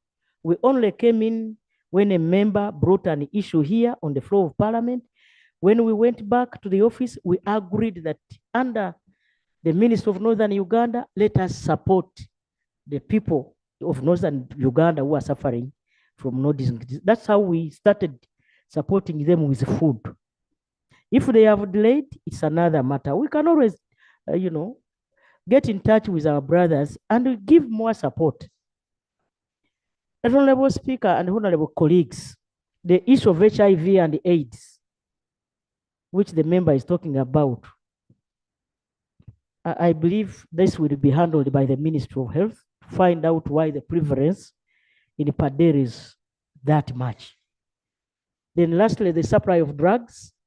We shall, using my office, I will prevail over NMS to make sure that they supply you with drugs, but I don't think they last supplied you in April, because the report I have, they last supplied districts in the month of December. So the month of January and the February, where we are, the drugs have started moving. I believe your district will also get. Thank you. Thank you. Mbare, then followed by Zimbabwe. Thank you, Right Honorable Speaker. I rise on a matter of national importance in my district, in Wanale sub-county, one of the hard-to-reach sub-counties. There is a school called Bubenze Senior Secondary School that was funded by government for construction in 2022. But construction took place, but the contractor has since abandoned. He has not completed construction. And yet, because the place is hard to reach, some of the walls are falling off. So I want to implore the office of the Prime Minister to follow it up, because there is a big problem. Soon the walls will fall off and maybe affect the students who are studying in the other classrooms that were completed. Thank you. Right Honorable.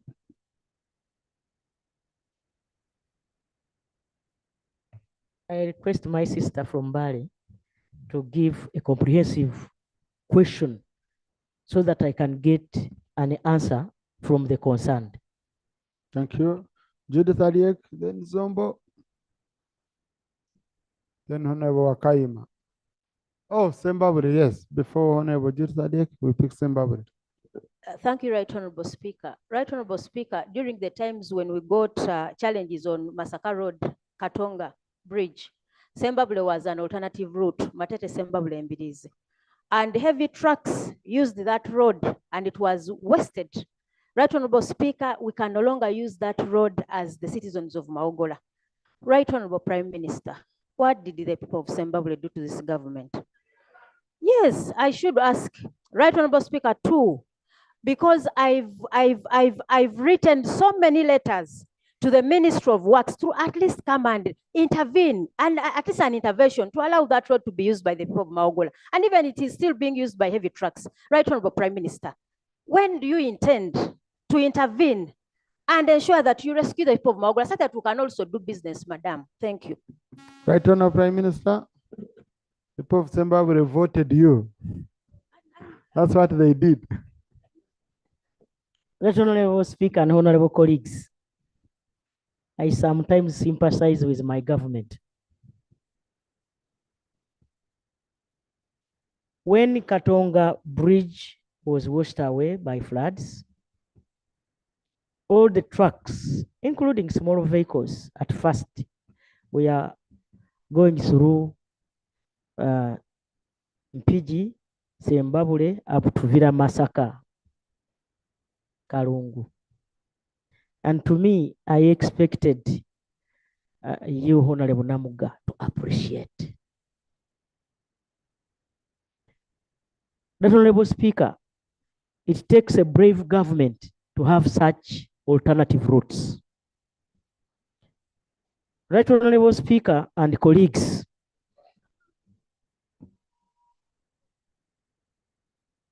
she's asking what the people of Zimbabwe do to this government. Right Honorable Speaker, Zimbabwe district really they have been voting in NRM government, and we appreciate. Yes.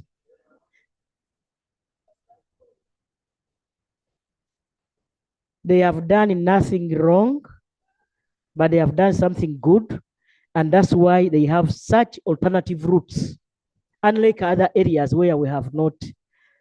Appreciate for once. Thank you, Right Honorable.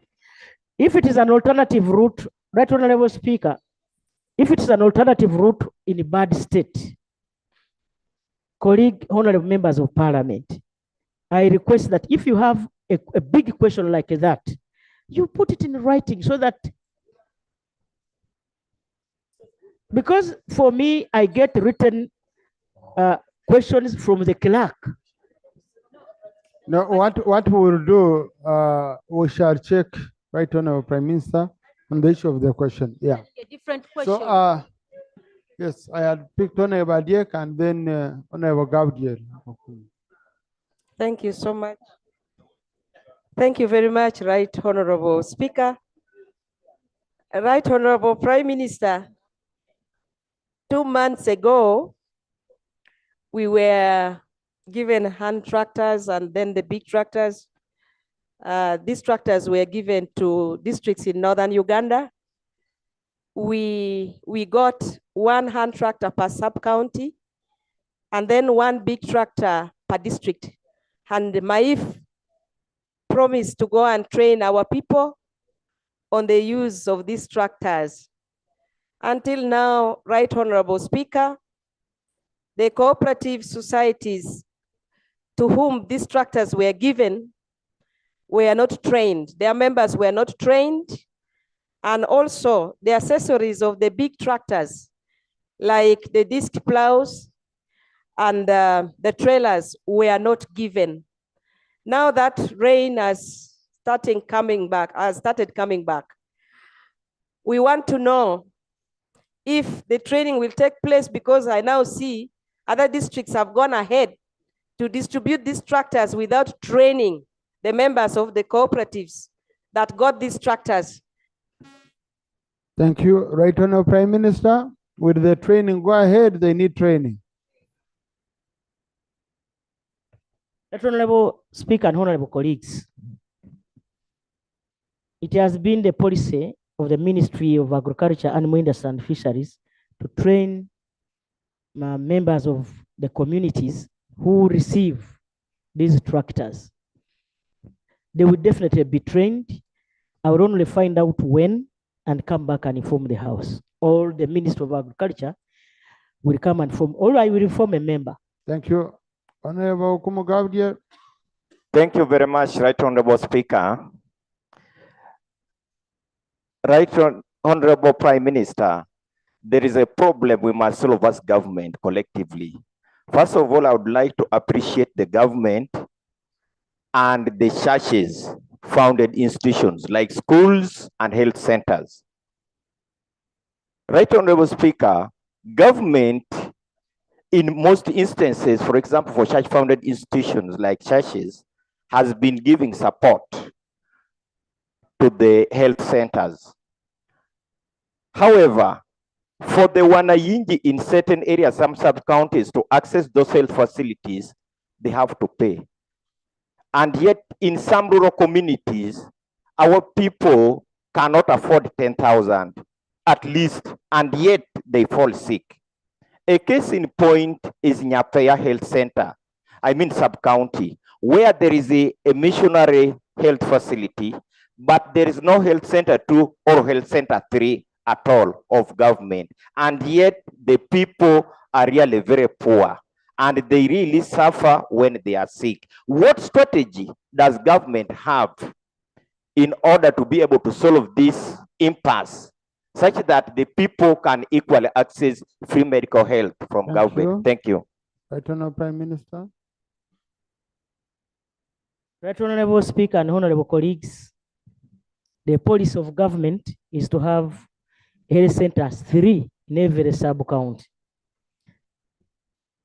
We have an MOU with all those health centers which are manned by missions. And the government has been supporting them with drugs, and sometimes government has been supporting them with the medical personnel with a view that they will reduce the cost. But government's policy is to put a health facility at every sub-county. And once the chance comes for your sub-county, definitely those people will be served. Thank you. Honorable Wakaima, Vice Chair, then I go to Maracha. Thank you, thank you, Right Honorable Speaker. My question is coming from the incident that happened on Sunday, where a clan leader was gunned down. Right Honorable Speaker and Prime Minister, there was a young man who intercepted that those Right Honorable, we assassins. need your attention. There is a question for you. Right Prime Minister, I'm saying that my question is coming from a clan leader that was assassinated on Sunday. And there was a young man who was able to intercept those gunmen.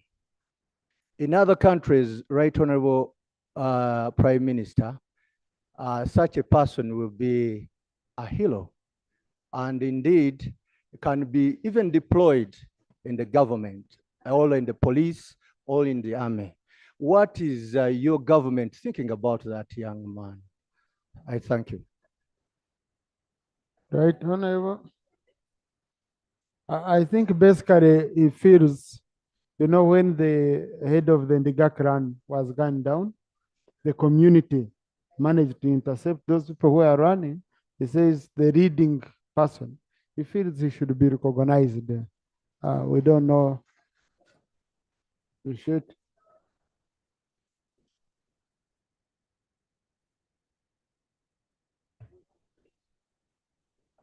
Right Honorable Speaker and honorable colleagues, government has been giving medals. We shall give him Narubare or Narubare medal. Yes, we shall give him a medal, but I also want to have his contact. As a Prime Minister, I can also do something. Thank you. Now, yes. Thank you. Thank you, Right Honorable Speaker. Right Honorable Speaker, yesterday the people from Lango sub-region, including members of parliament, received very good news in the evening by around 9 p.m. concerning the construction of Akibwa Stadium, indicating that the funds are already secured and that we have in place an Egyptian contractor on board. And there was a planned site handover this morning at 11. While this is very good development, there are so many questions which are not answered, which are running through our minds and within the public, within the sub-region. One is about how the contractor was brought on board. Was there a process of due diligence of ensuring that there was technical competence? The other aspect is about having a signed agreement or contract. Do we have it in place? It will be good for our people to know, for us to manage expectations. Is there something which is spelling out clear scope of work for this project, which is spelling out the contract value, the commencement date, and the Thank you, Honorable Chen. Thank you, Right Honorable Prime Minister.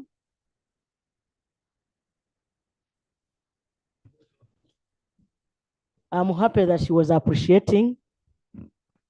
She's only concerned about the way the contractor was got. Right Honorable Speaker and colleagues, we have a policy in place. You can do direct procurement. Yes, as long as you are sure that the contractor you have as government will do a good job, and that government will have, or maybe the public, we shall have value for money.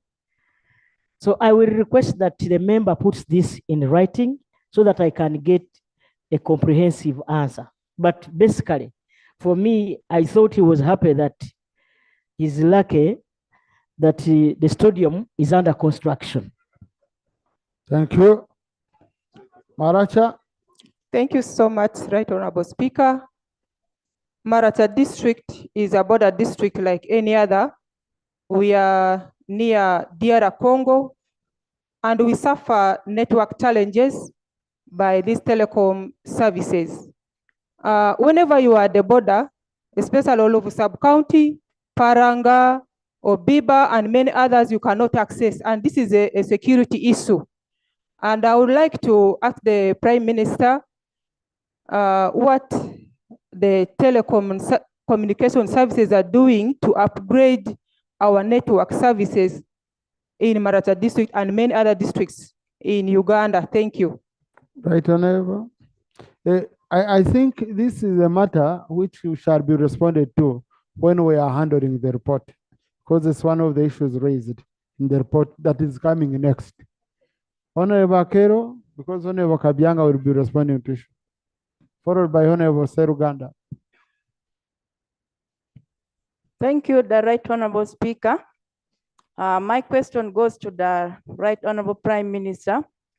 First of all, I would like to thank the government of Uganda for fighting hard to make sure that polio is kicked out of Uganda and health is wealth.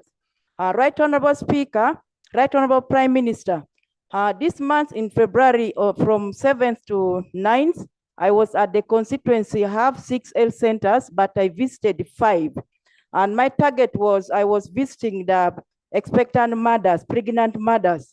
But when I went down, I interviewed them, there's lack of folic acid. And we all know that folic acid plays a greater role. And people are getting issues because of lack of folic acid.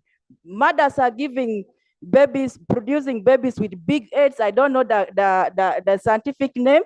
And some of them are weak, disability, because of lack of folic acid. So when I talk to them, the health workers, they say that taken 3 months, there's no folic acid. They only press the women's stomach, no folic acid being given. And also anti-malarial drugs were not there. Like for Ogur Health Center 4, we only add. Your question, you see, you've gone into a long story. Switch on again, switch on. Question Yes. straight. The challenge is women are not attending antenatal care.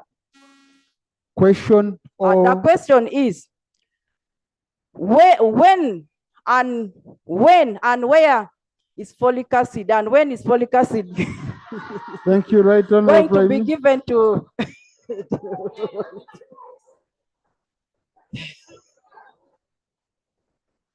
Right Honorable Speaker. Where did you keep the folic acid, Right Honorable? Right Honorable Speaker and honorable colleagues, I think the issue is the drugs that are being distributed right now.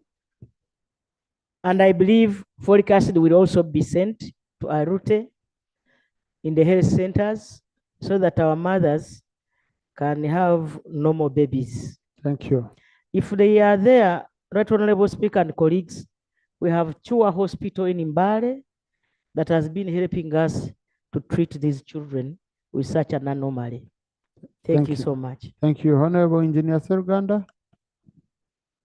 Thank you, Right Honorable Speaker.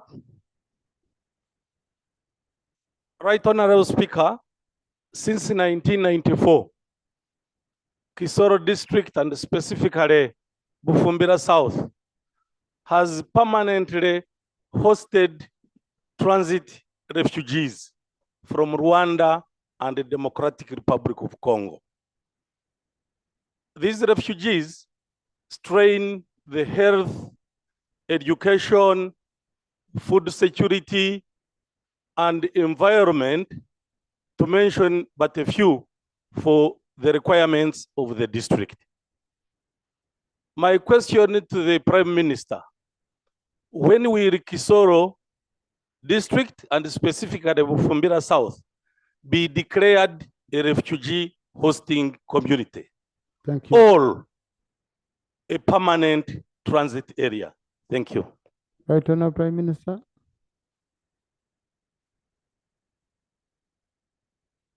Right Honorable Speaker and honorable colleagues, Kisoro District is a transit area because that is a holding ground so that these refugees are taken to the camps where we have a number of facilities. Secondly, as you are aware, Kisoro is overpopulated, they don't have land.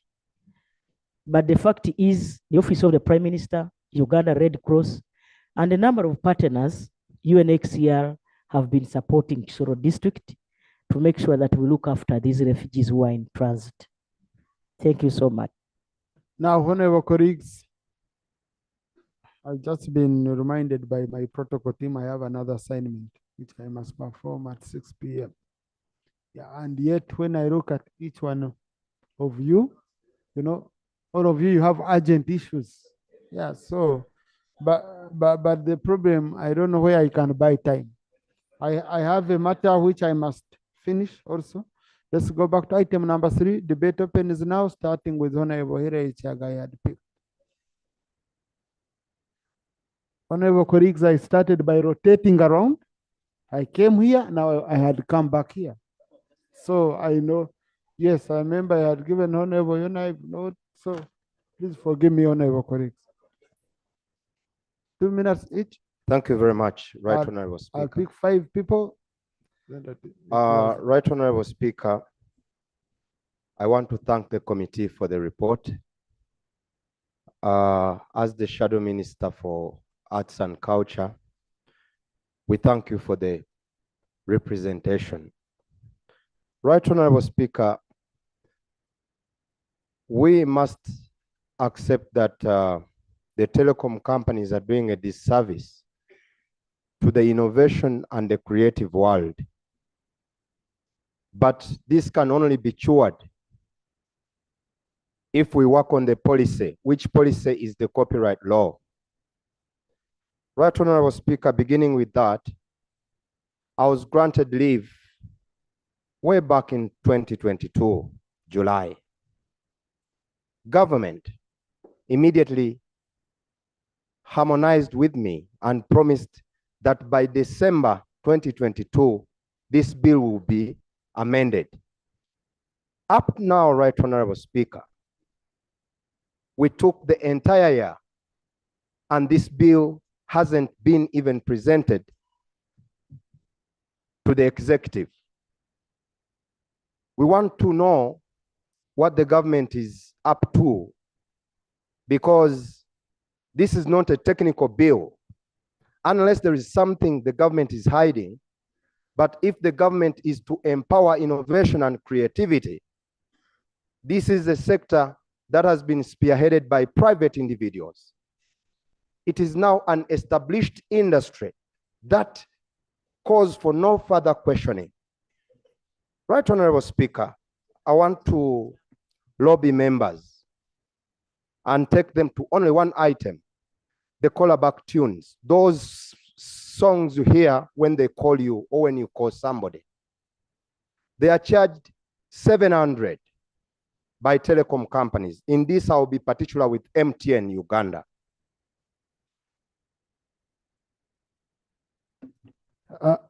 No, Honorable, we don't add ourselves time. And like I said, please, I can understand your point. It's a very clear one. But you have other colleagues, and I picked 5. You have other colleagues, Honorable. Let's yield the floor for others. Okay, conclude. Right Honorable Speaker, thank you very much. With the 700,000 that telecom companies charge, VAT of 18% is taken away, and that is 107. Standard exercise 12%, which is 64 shillings, is also taken away. Then we have 19% as platform fees, which is 101. Then MTN deemed cost is 20%, which is 106. Then the remaining fee that remains, that an artist has to share with the telecom company is 323 shillings out of the 700 shillings. Now, out of that remaining revenue,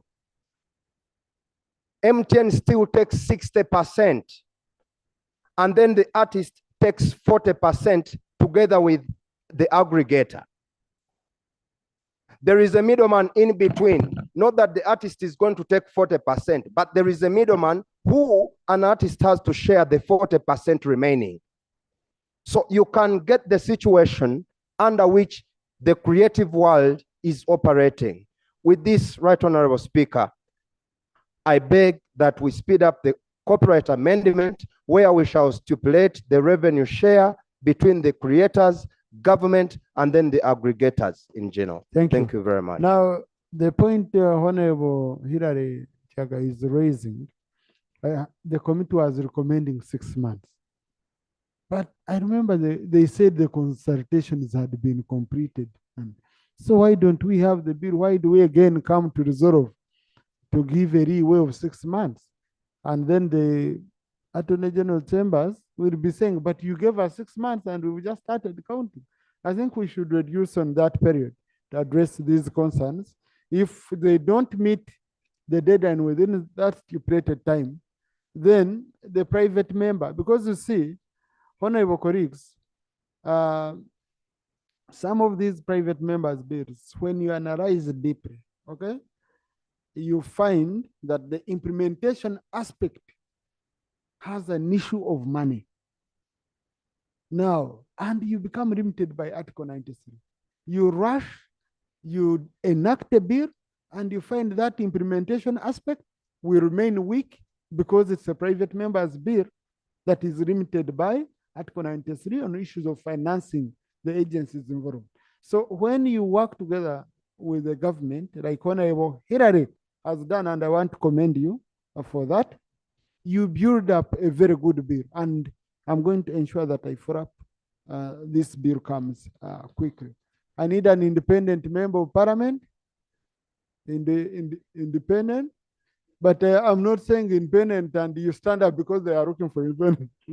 You must be ready to speak. Okay? Honorable Byakatonda.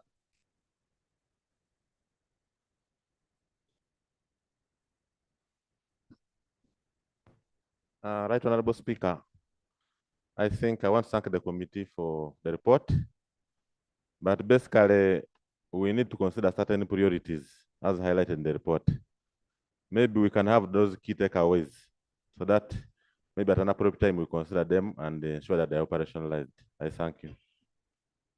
Thank you. Honorable Face Nakut, I need a ready. Yeah.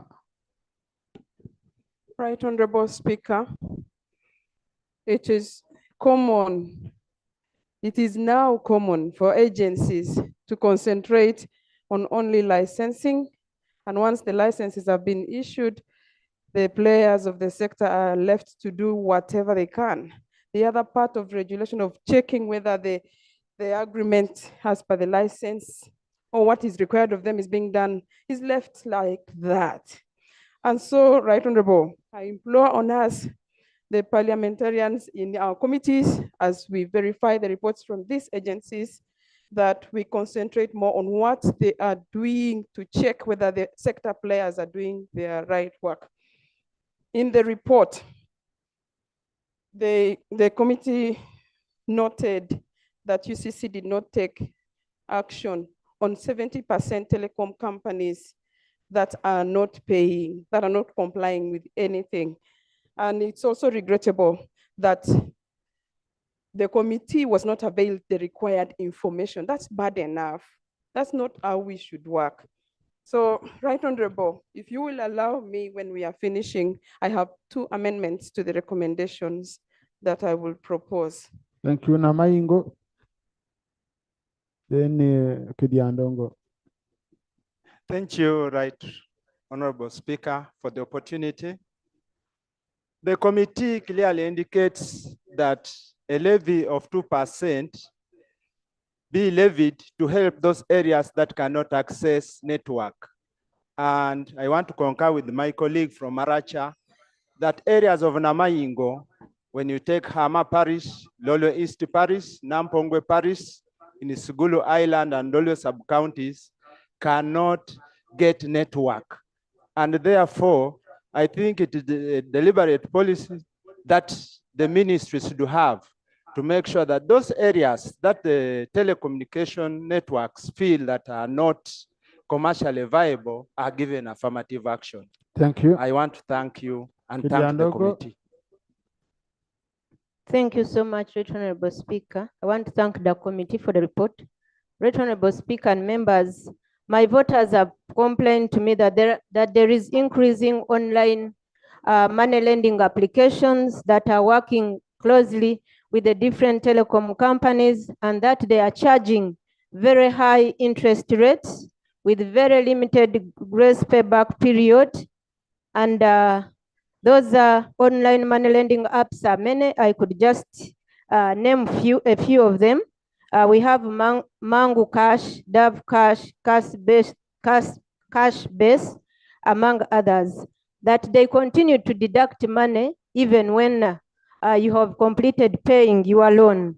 That also MTN charges a very high interest rate of 9% per day, that they also continue deducting money even after you've completed paying your loan. Right Honorable Speaker, they request that this be regulated. I beg to submit. Karangara.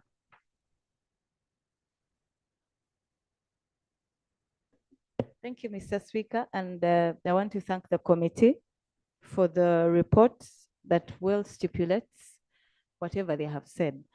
Mr. Speaker. Honorable, that's not how we treat reports of Parliament. It's not that members, whatever they've said. Members have presented their views and they are on record. I am in support of what they have said. And also, Mr. Speaker, I wanted to add my voice, especially to the issue of the artists. When you look at the money that government gets annually, it is 75 billion. But when you look at when we get down to the calculations, the aggregators get 583 billion 200. Mr. Speaker, like my colleague Honorable Chiaga stated, the artists are being robbed off during daylight. They're being exploited. Why? Because MTN or Airtel, they put about very, very many costs, very many taxes that have not been explained to us, to the committee. The aggregators, we are made to believe are the MTN and Airtel themselves, or those communication companies, but they purport to say these aggregators come from outside. And now we want to see if government has the spirit to help the artists. from these robbers, Mr. Speaker, because it even takes a bigger share. The person who has come up to do their creative art is left behind. Mr. Speaker, just a little more time. Mr. Speaker, there are very many brokers.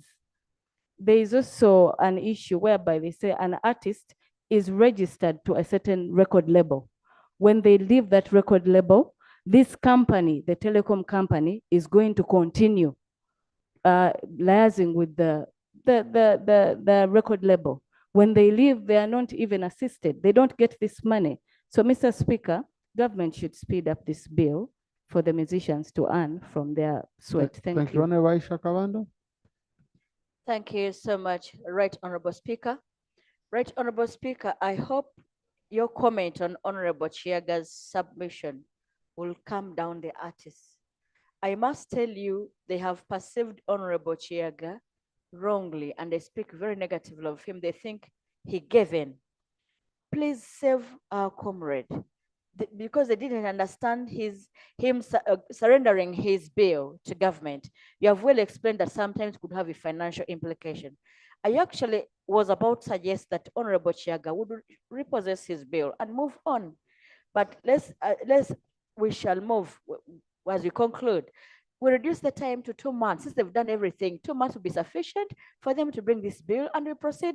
Otherwise, our colleague is in trouble. Having said that, Right Honorable Speaker, there is an angle the committee left out.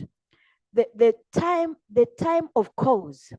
When people buy bundles, and you say you have got so many minutes, I have done it practical, and I took a screenshot, which I've not been able to bring because of time. And I made a conversation for 59 minutes. And then on the bundle, they should have utilized 1.5 hours. Their minute is not the usual minute. That's real cheating of people. The UC, is it UCC that monitors them should go an extra mile to see whether actually people consume what is sold to them. Otherwise, they cheat people on the amount of time that they lie to people that they have sold to them. Because, and also when the calls drop, like you are utilizing your first minute and the call drop, the whole minute will have gone, not the seconds. That's robbery. These telephone communications are robbing people on our watch. Honorable colleagues, I think next time we shall ask, because UCC usually does an annual report that looks at the quality of calls and all that. I think when that report comes, the committee should analyze it thoroughly. Because technology has evolved and it's moving at a very, very, very high speed. I was in that sector. I had business in that sector. So, so I know it very well. That UCC is working day and night, but these guys are way ahead because they have all the investment. And every time they drop in money, you know, for us here, when we are still negotiating on a budget, saying get this, for them, once they put in money to help dodge ABCD, they make huge amounts. So keeping up speed with them is not the Honorable Uma. Thank you very much, Right Honourable Speaker. Right Honourable Speaker, allow me to thank the committee for the good report. Mr. Speaker, I have 2 things to do with the mobile money. The report put a lot of emphasis on money in lieu of deceased persons. But there are those who are alive but fall prey, either by sending money unintentional wrong numbers, then recovering that money becomes very difficult by someone who was sent by missing 1 digit, then you lose it all. So we need to advise or to give guidance to the telecom companies to find a way to have an app of helping out Ugandans not to lose these monies.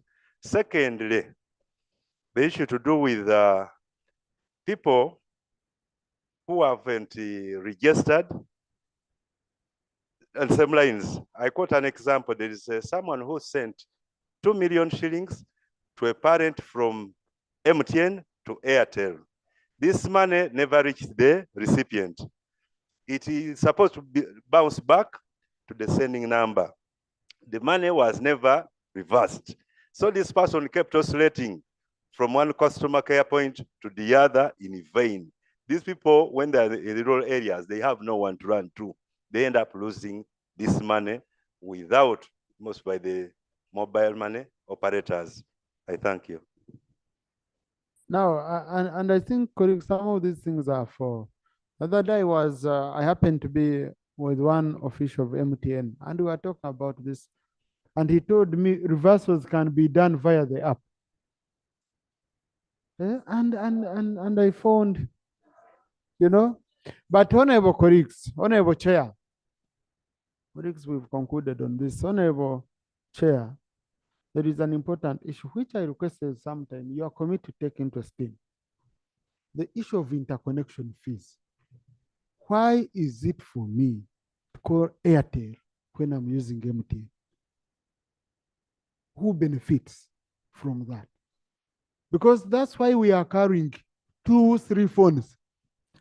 Okay? That's why you find you have one phone is harassed more than the others. People say, no, some would still call it worried. Yeah, give me your worried. Because it used to be very cheap. Now you find you're carrying Airtel, you're carrying M10. When you want to call M10, you look for the M10 number. When you want to call Airtel, you look for the Airtel number. Because it is cheaper, you're trying to look for ways of saving. In many countries, this has been abolished. And in fact, in most of the countries, numbers no longer now show that this one belongs to MTN, this one, including bank accounts. You just put in straight away to go. So these are things we need to harmonize. Honorable Minister, you have many issues.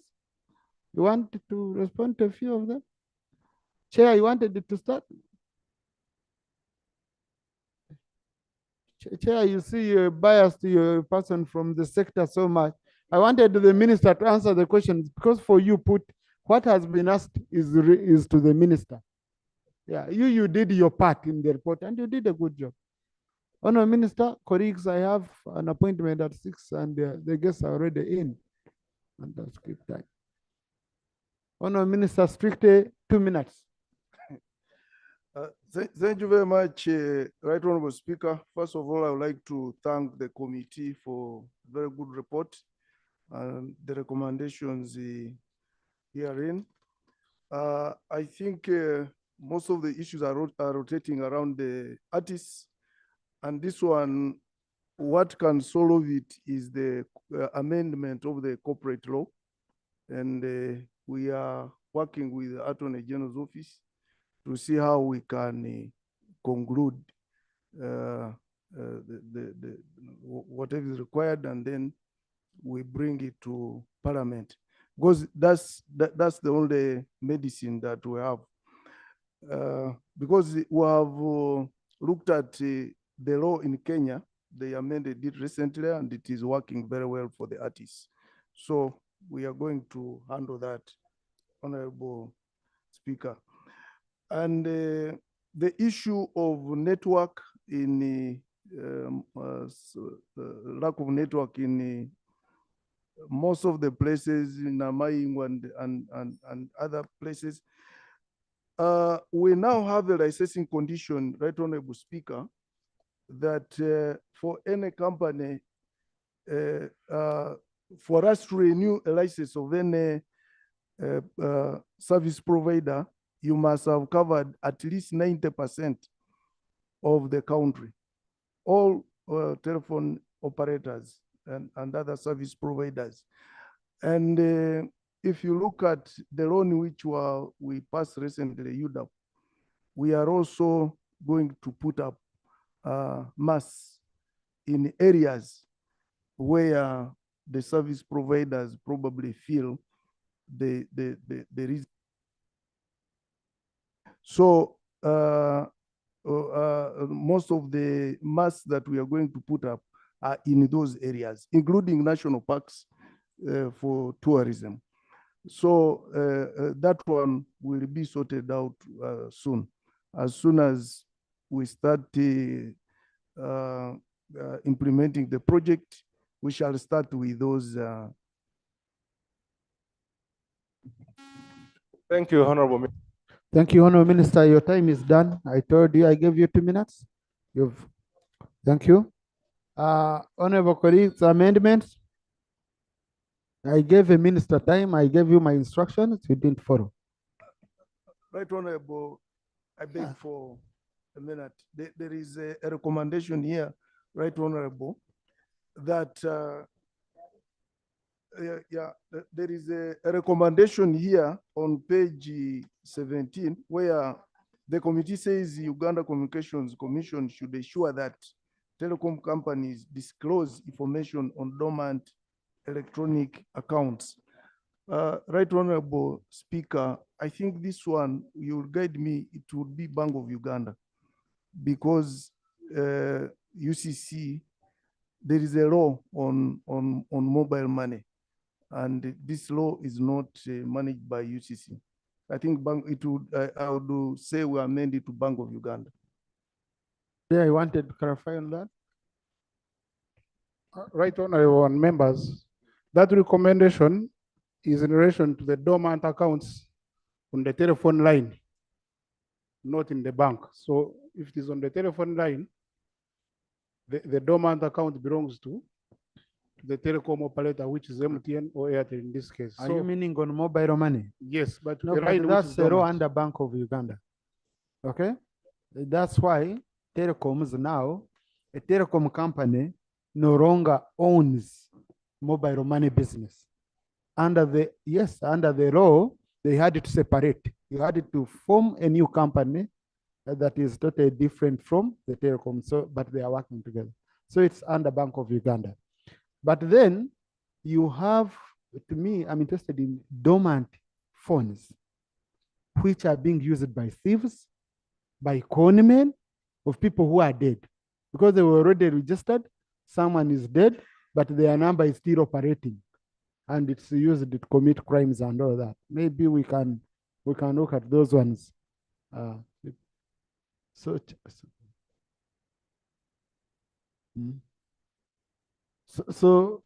Minister, do you want to move that amendment, or I'll just get the amendment? It's a direct one. I think the one on dormant funds, lines, that one we shall have to take it up. I think it is some recommendation which we should take up with the police and then the telephone companies. Yeah. So, yes, Honorable Nakut, on amendment. Right Honorable, I propose 2 amendments on 5.3 CRBT payments. Recommendation number 4, I propose that it should read as follows: that the UCC should compel telecommunications companies to pay the CRBT due to the artists.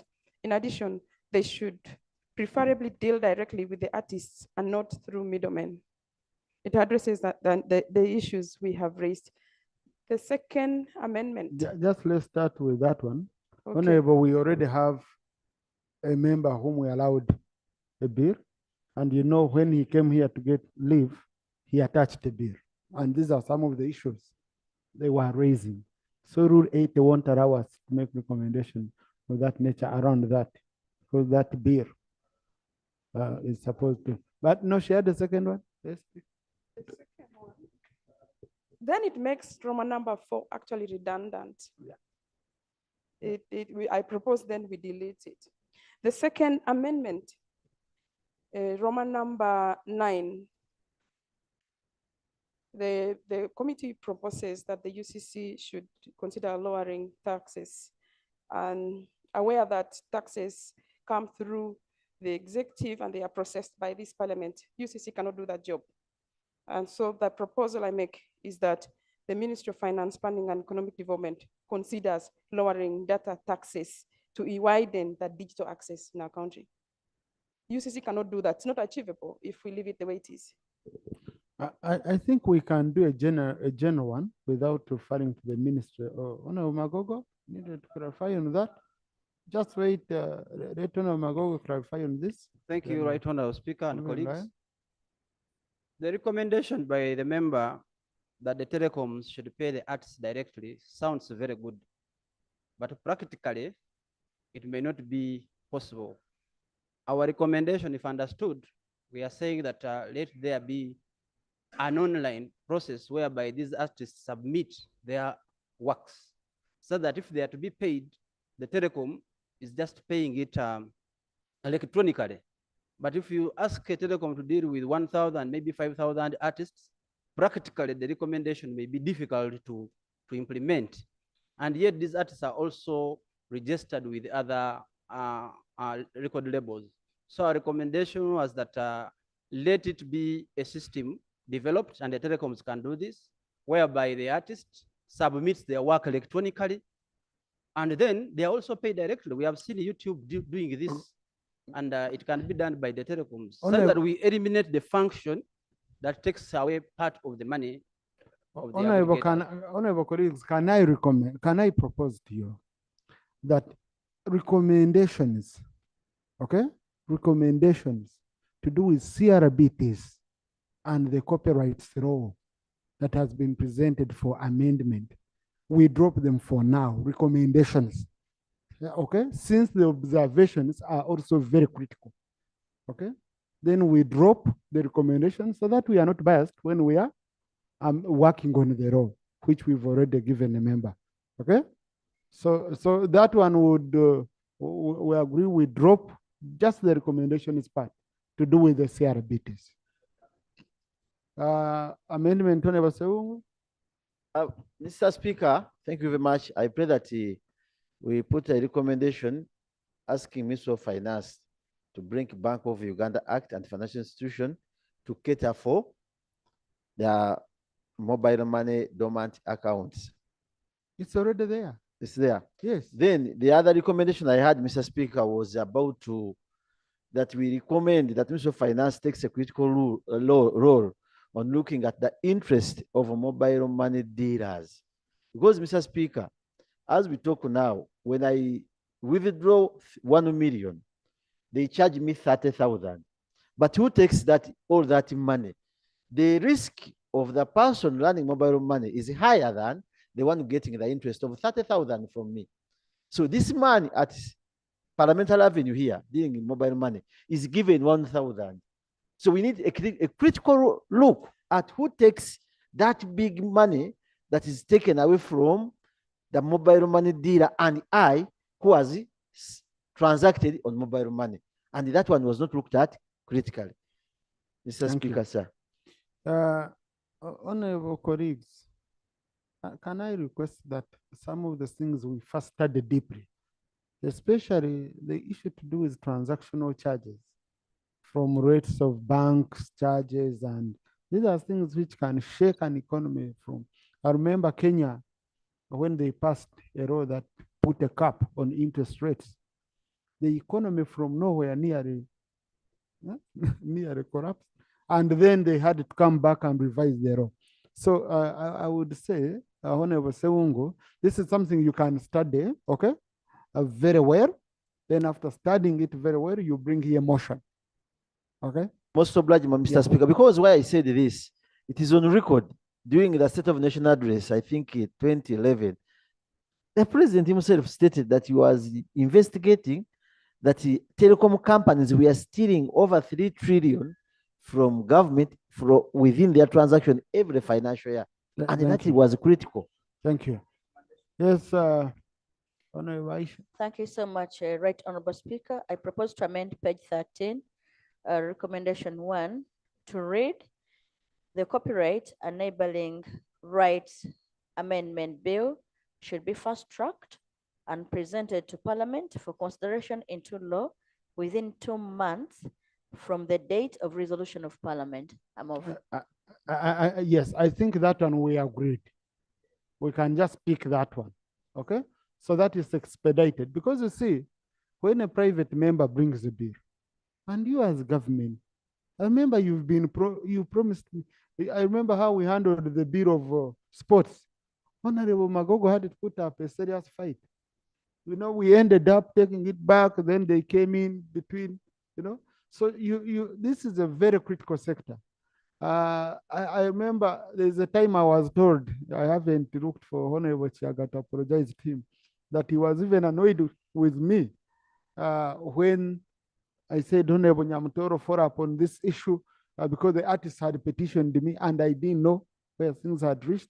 But all of us, you can see, we are working towards having an expeditious law brought here. Okay, so if a private member has brought a law, and you said you're going to work with him, and the Attorney General has been, I saw a lot of positivity on both sides. So what went wrong? Honorable Kabianga, I think the consultations have been concluded by now. Let's have this law. In fact, to me, 2 months is even a wrong time, but we can have the 2 months, but to me, 1 month should have been enough. But as we understand that the Attorney General is busy with the RAPEX laws, we have to, and then we are going into, in fact, Honorable Aisha, I think 2 months might be little, I've remembered.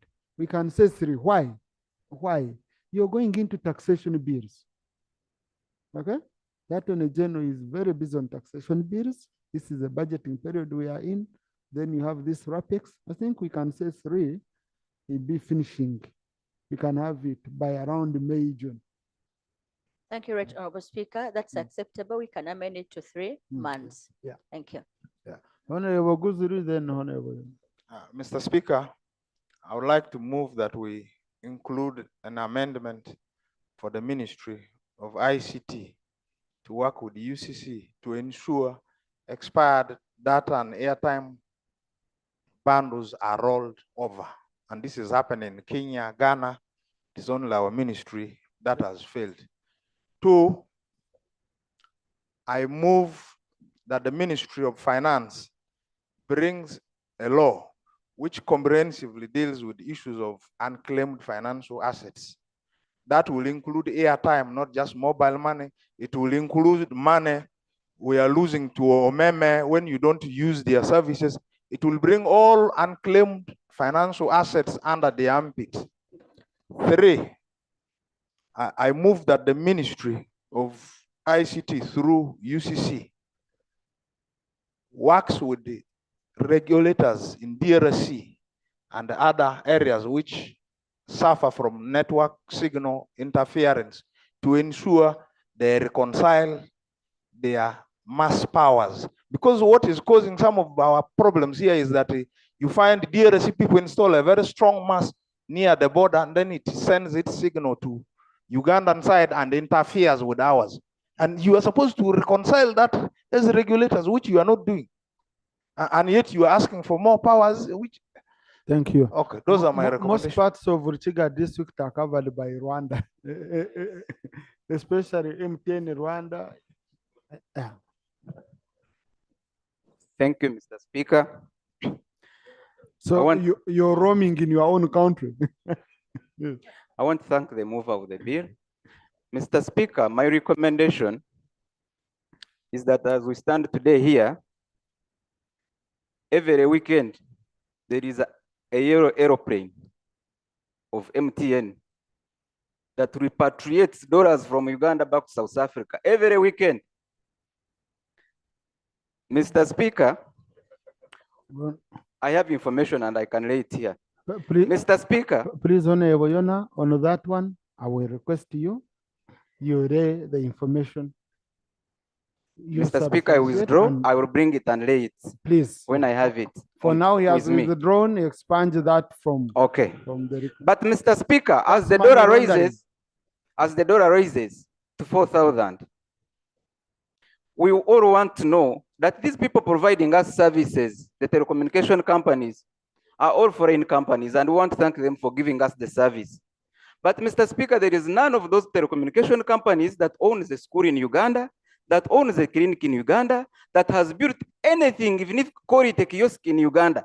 They have only repatriated all the money you are talking about here back. Recommendation? I want to recommend that. We know that these people are making big sums of money as profit. No, Honorable Yona, there is no way we shall capture that recommendation. Because now we are on a report of the committee. So I don't know how the minister will take action on that. Honorable colleagues, I now put the question that the report of the Committee on Information, Communication Technology and National Guidance on issues of national importance raised by Honorable Professor Mushemes Elijah Dickens against telecommunication operations be adopted with amendments, with proposed amendments. Those in favor say aye to the content nay. The ayes have it. Honorable Ministers, per Rule 220 in 3 months, bring an action taken report. And I want to thank the ICT committee. This is a highly technical area. It's an area where people play around to get information and get these good proposals. You've done a good job. Honorable Minister, you had a document today on the table to do with the school admissions.